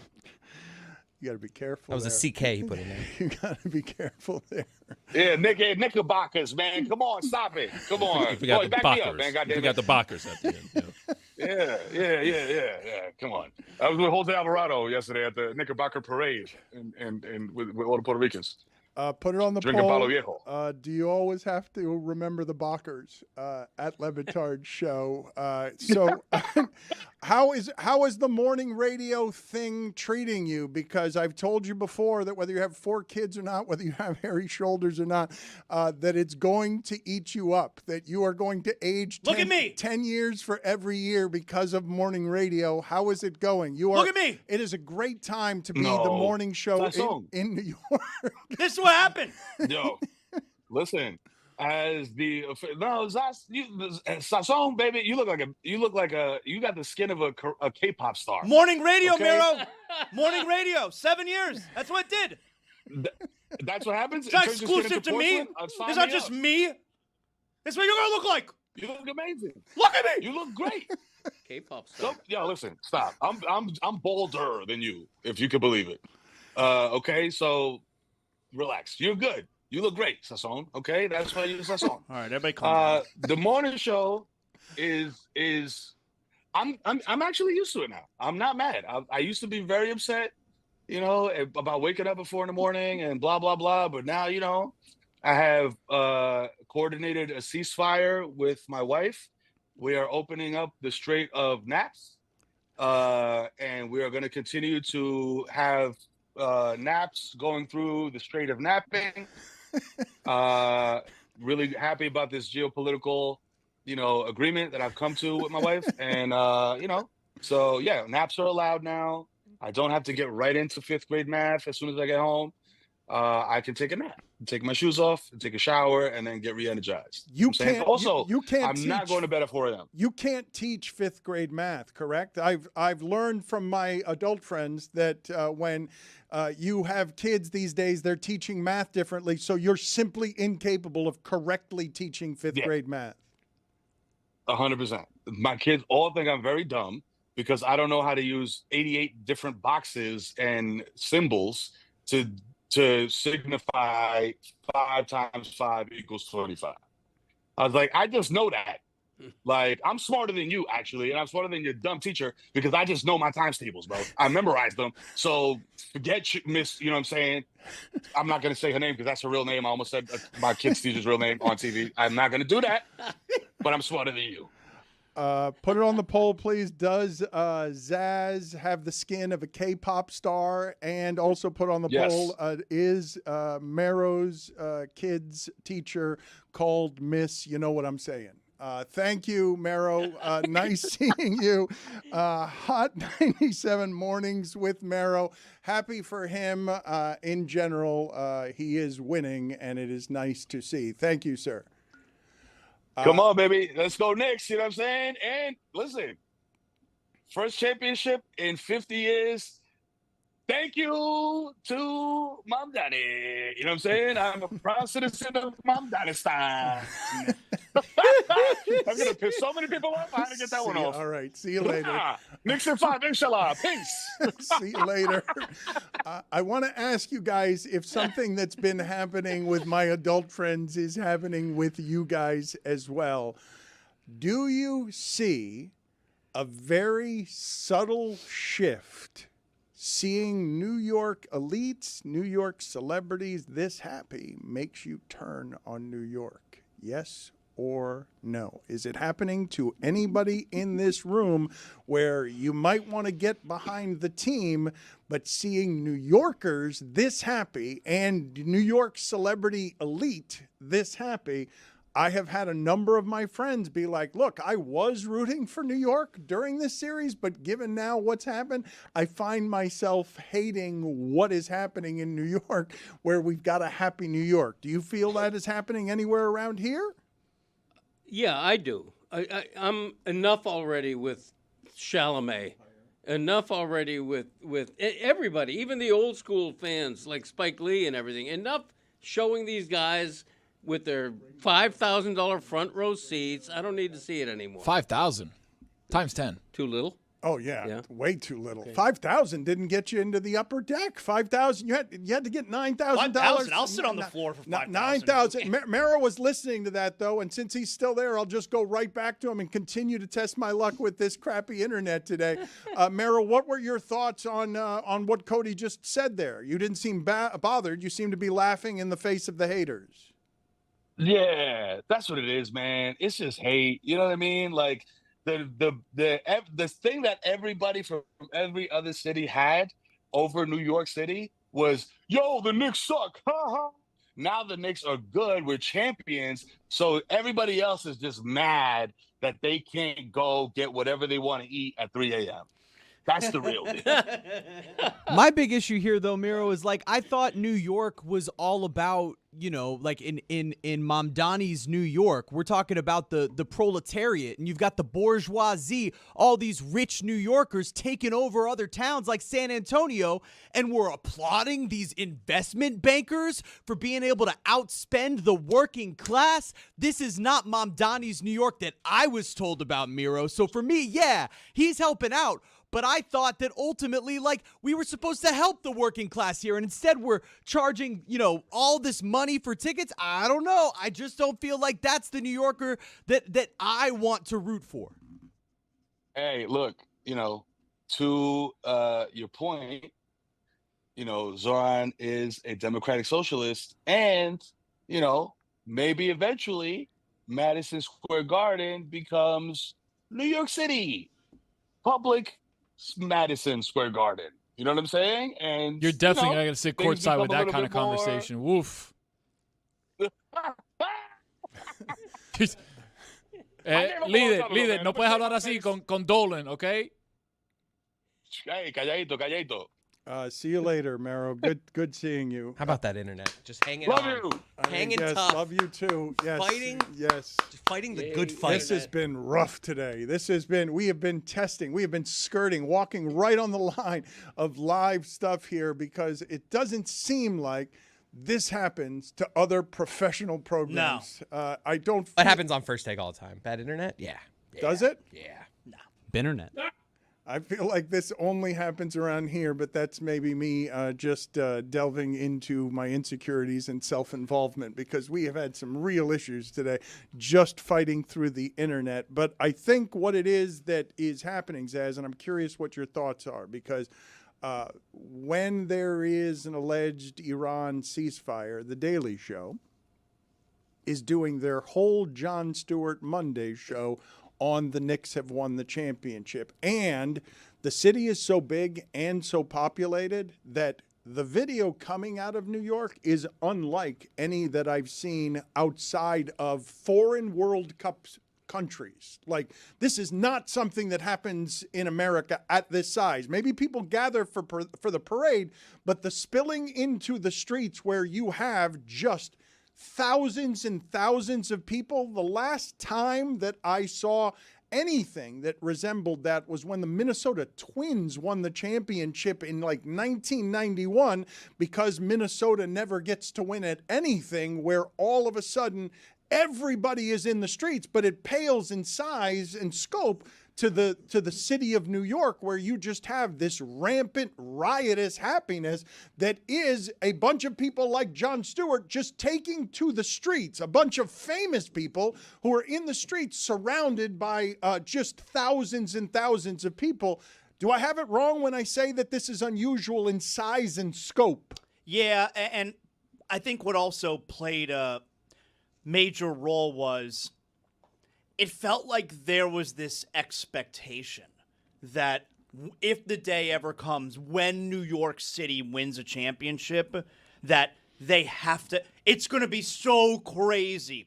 And so I think there became this expectation that we have to come through and we have to be the craziest, and we have to light shit on fire, and we have to totally act a fool it was like a self-fulfilling prophecy, I think, is what wound up happening with New York City. I think the other thing, too, is it's a cheat code when you have 20 million people living on top of each other when everybody can just go outside, and there's thousands of people outside because, like, it is what it is. And it's like, all right, I live next to this guy who's worth $200 million, and I've got $20 to my name. We're all standing on the same street because he owns the building and I rent. I just think New York is by itself different than other major cities. I don't think this happens in L.A. or Chicago. I don't think if the Dolphins finally win another Super Bowl for the first time in about that distance of time, I don't think there's that celebration in Miami. It would not. I think it's New York. I do marvel still, even being in this profession for as long as I've been, at the unifying power of sports, because the sheer number of people who were watching Knicks basketball in the streets when the televisions are up on the side of buildings, and the size of the fan base that gathered around to make New York, which I do not think of as a unified place, feel unified. I just don't think there's anything like it. And I'm including patriotism there. I'm including the best thing in sports, which is patriotic pride in your team during the World Cup. I don't believe that there's anything like the unifying power of sports with people who would otherwise be strangers, who can have a shortcut to the fluency of commonalities in language, even if you don't speak the same language, because joy can be shared. I've talked about this before.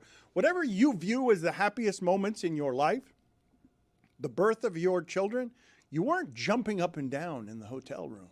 Or in the hospital room, rather.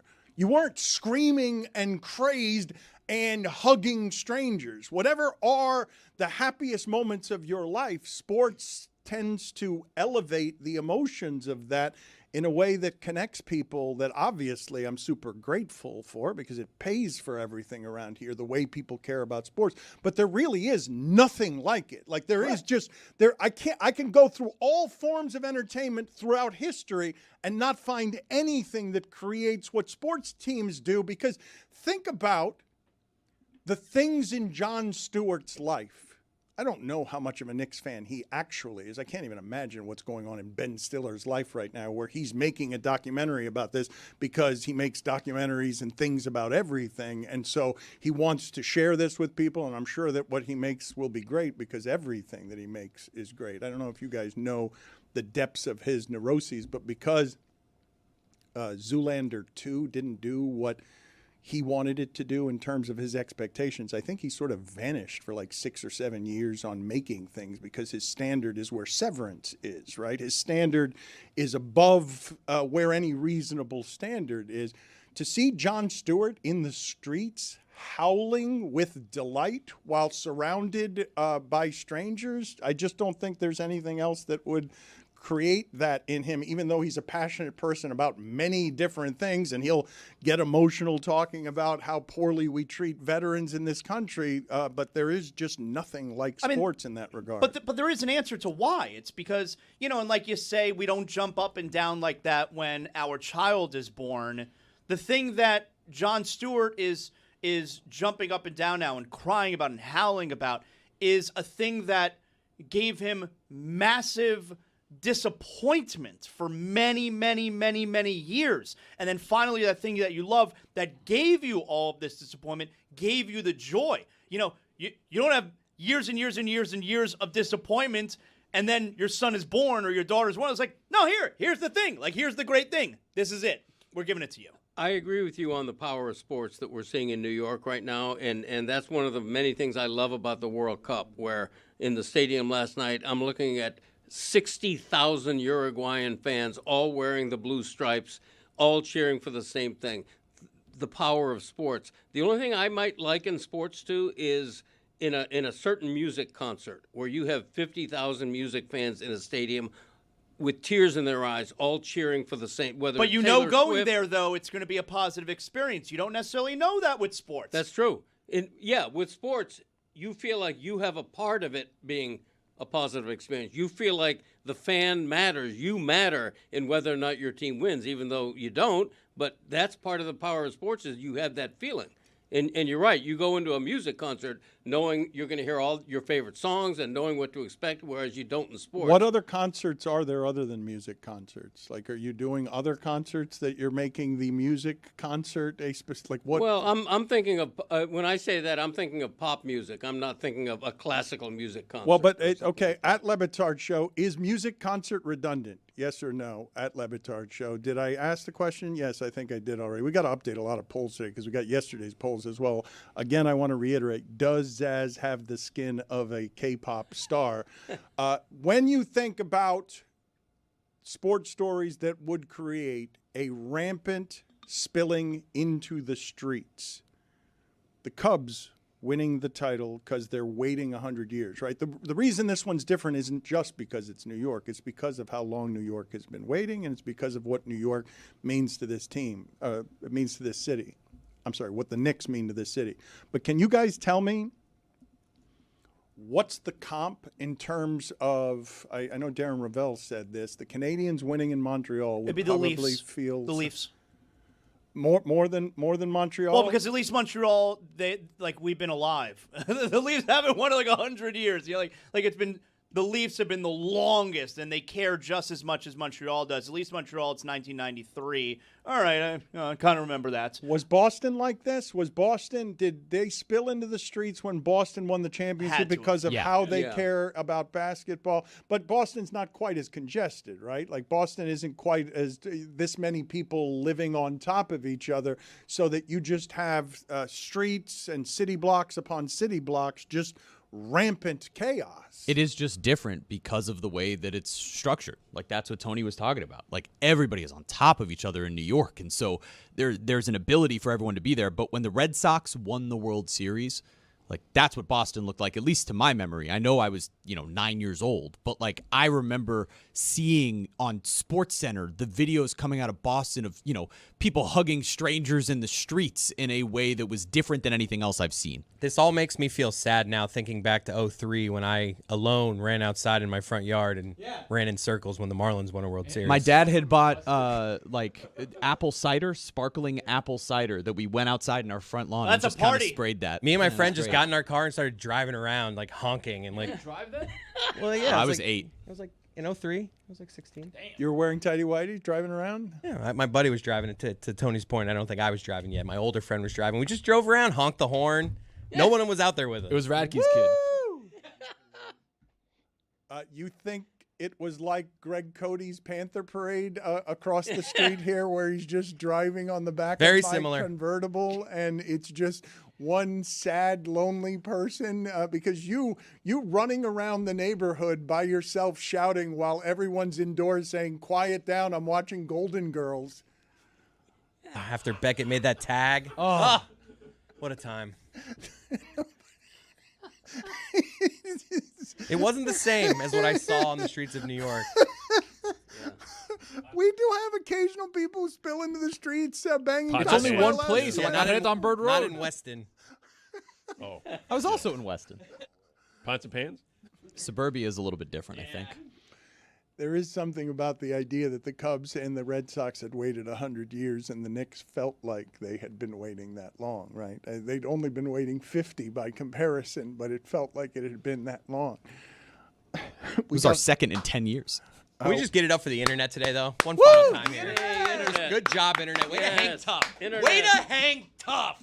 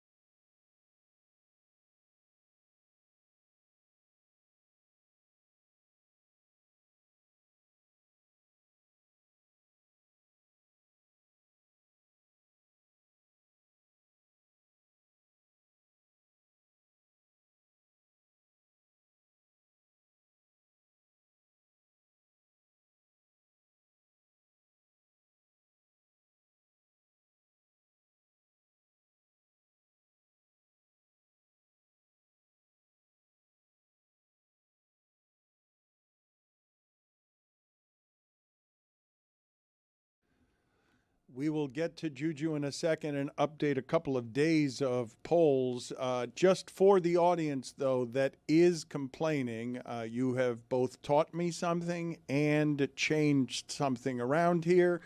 The video team and we were fooling around with AI slop. I honestly wasn't knowing that this was such an enormous ethical concern, even as I understand now why it is. And so the things that we are using are indeed photoshopped by us, but photoshopped so poorly because we're bad at it that it looks like AI slop, but it's not AI slop. It's just us. That's bad. our slop. That is our authentic, original slop. It's not artificial intelligence. It's just someone spent 20 minutes on that. It's not intelligence. It's not artificial It's intelligence. NI. It's not intelligence of any kind. It's just we're bad at Photoshop. And that's how it comes out. So we are not using AI for those of you who have we're not complained perfect about it. but we are trying to eliminate it. Well, We're not solely using it. It's a tool to help within Adobe Photoshop and things like that, but it is not just, hey, we're throwing shit into ChatGPT and generating stuff out of nowhere, because that's a different thing. I can't make Mario Cristobal punch a guy. Like, sometimes we're just going to have to use it. Well, that's from other people. We're not generating our own AI Big Fat slop in Dan. that way. Like, that's an important one. Can we put Big Fat Dan behind me, actually? I don't want to do something that is an ethical and environmental Big Fat Dan is concern. unethical? No, I need Fat Dan. And that might be the one exception where you're allowed to have giant Fat Dan, but no others.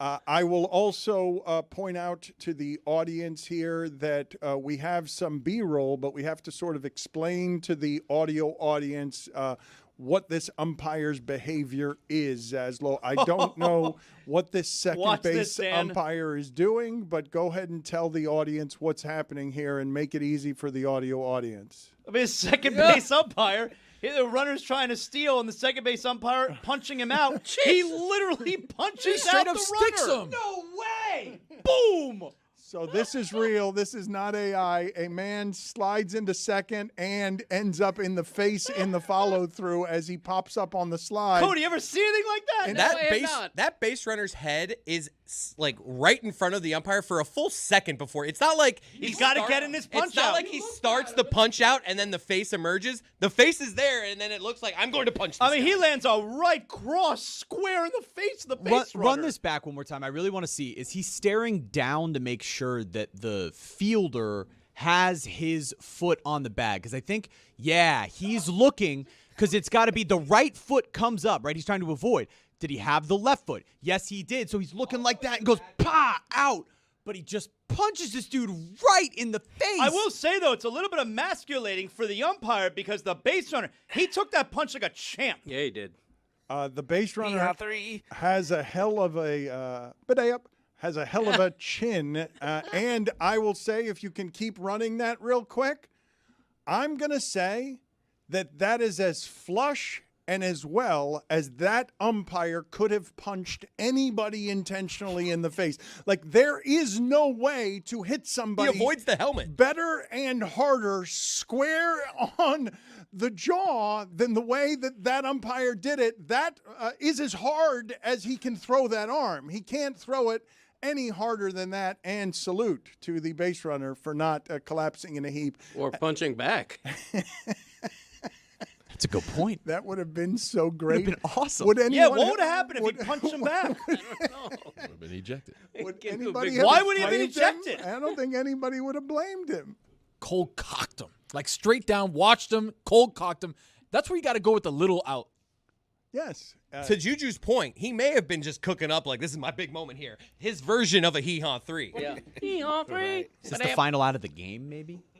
It was very aggressive. Before we get to Juju, though, I would just like to hear if I can nominate Tony for Juju's Joker of the Day. The parent situation, Dan, that you mentioned, like, don't teach me or don't let me parent my kids the way that I want, or let me parent the kids the way I want. He's so sad at the end. Because I know what's happening to me, and then all of a sudden I'm like trying to find the words, not finding them. Let me redo it. Oh, it's even worse. You embarrassed the show when you Nah, do I that. didn't see anything. I didn't see Tony say that, so that's not him. I don't believe that's my brother. Do you have another Joker candidate better than that for us? Oh, yes, I do, brother. Man, Victor Wembanyama not hitting that post-game press conference was my Joker of the day until I heard my brother Zaslow admit that he doesn't acknowledge people letting him over in traffic. What kind of monster are you, brother? I tell you what you are. The Joker of the day is what you are, brother. Well earned. Congratulations to Zaz. Bigger Joker than I am, for sure. For beating out Tony, which I thought we weren't going to use AI slop anymore. What happened there? All of a sudden, you're using AI slop now. That was not me. Legitimately reminded me of Billy trying to get to his point on whatever he was trying to say about Charlie 7 years ago. I just can't believe how long it took you to get to the ending of this thought. The parent situation, Dan, that you mentioned, like don't teach me or don't let me parent my kids the way that I want, or let me parent the kids the way I want. So sad at the end. Because I know I'm nosediving, right? So I'm like, Dan's looking at me. You can hear his head tilt down. My boy said nothing. I was going to say, I didn't even get to a point. I was just trying to say the original thing that I wanted to say, and I couldn't say it. Juju, do you have, before we get to all of the polls, because we've got 2 days of polls, do you have a top 5 list for us? Yes, sir, man. I don't know if you've seen it, but my brother Mikal Bridges is on a heater right now on live, whatever, Facebook Live, IG Live. This ain't been crazy like this since my brother from the Pistons got let go. But it made me think, top 5 celebrations after a championship in the history of the world. Let's go. OLI, yesterday I'm a prisoner of the moment. Mikal Bridges. So what happened? Catch me up there, Juju. Catch me up, please. I don't know what happened. He seemed to be hammered on live. Oh, yeah, very early. He said he revealed a lot of things. That Jalen Brunson, big head ass, needs a statue outside of the Garden. James Dolan needs to bring a practice facility to the city so they don't have to drive. He said some things about my sister Becky Hammond. I suggest you just go get that live and read it up. Watch it back with some popcorn. OLI. What else do we have? Other OLI, or are you going to number 5? Number 5. My brother Chucky jumps into the Atlantic with the Stanley Cup. Good one. Salute, man. Number 4, J.R. Smith went shirtless the entire summer. They sold tattoo shirts of my boy. Number 3, Alex Ovechkin, man. He took that trophy everywhere. And I do mean everywhere. Number 2, Tom Brady tosses Lombardi across the boat to the other boat. What the hell is you doing, bro? Just hammered on the boat. So wasted. Right. And the number 1 most iconic celebration after winning the championship, Jason Kelce, all-timer in that outfit in Philadelphia. You can't beat that. I would have had as a nominee Ron Artest walking around after Game 7 for several weeks still wearing his uniform, like the uniform from that night. He was just, for weeks, not joking, weeks, plural. Damn. Let's update. We weren't alive. Let's update some polls here. 2 days of polls, Juju. Yes, sir. Do you have stamps at your house? 62% of the audience says yes, they do. Does Jalen Brunson deserve to be underregarded because he has hair on his shoulders? 66% of the audience says yes. Dang it. Do people under 30 have stamps in their house? 83% of the audience says no, they don't. That's a trick question because people under 30 don't have houses. And they don't vote on these polls. Was Jalen Brown putting things in the training room for Jason Tatum to trip over? 93% of the audience says yes, he was. Y'all leave my boy alone, man. Wallet, front pocket or back pocket? Dan, I hope you are sitting down. Zaz, you as well. Greg Cody, the host of the Greg Cody podcast featuring Greg Cody as well. Thank you. 50% of the audience says yes, and 50% of the audience say no. No, wait a minute. So front pocket, back pocket, they said yes and no? Oh, no, my bad. 50% of the audience say front pocket and 50% of the audience say back pocket. Look, Makes Hook no don't find this, sense. ladies and gentlemen. Look, I think I go front pocket. I should have voted. I'm going to put it over the top.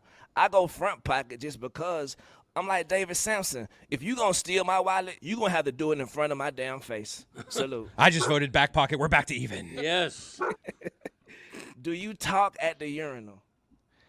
88% of the audience says no, they don't. Should there be government regulations on your 15-year-old's internet use? It's an important one. 72% of the audience says yes, it should. There So I was should be trying on to say. ours. Everybody's. Yeah, mine too. Are tighty whities comfortable? Oof.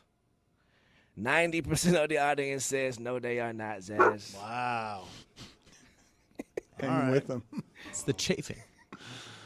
Video team. Yeah, also too, Bob, speaking of the video team, I think you should watch a couple of other shows in your free time, Dan, because they are making mistakes a billion miles an hour. I think our video team is actually awesome. So salute to them boys and them girls.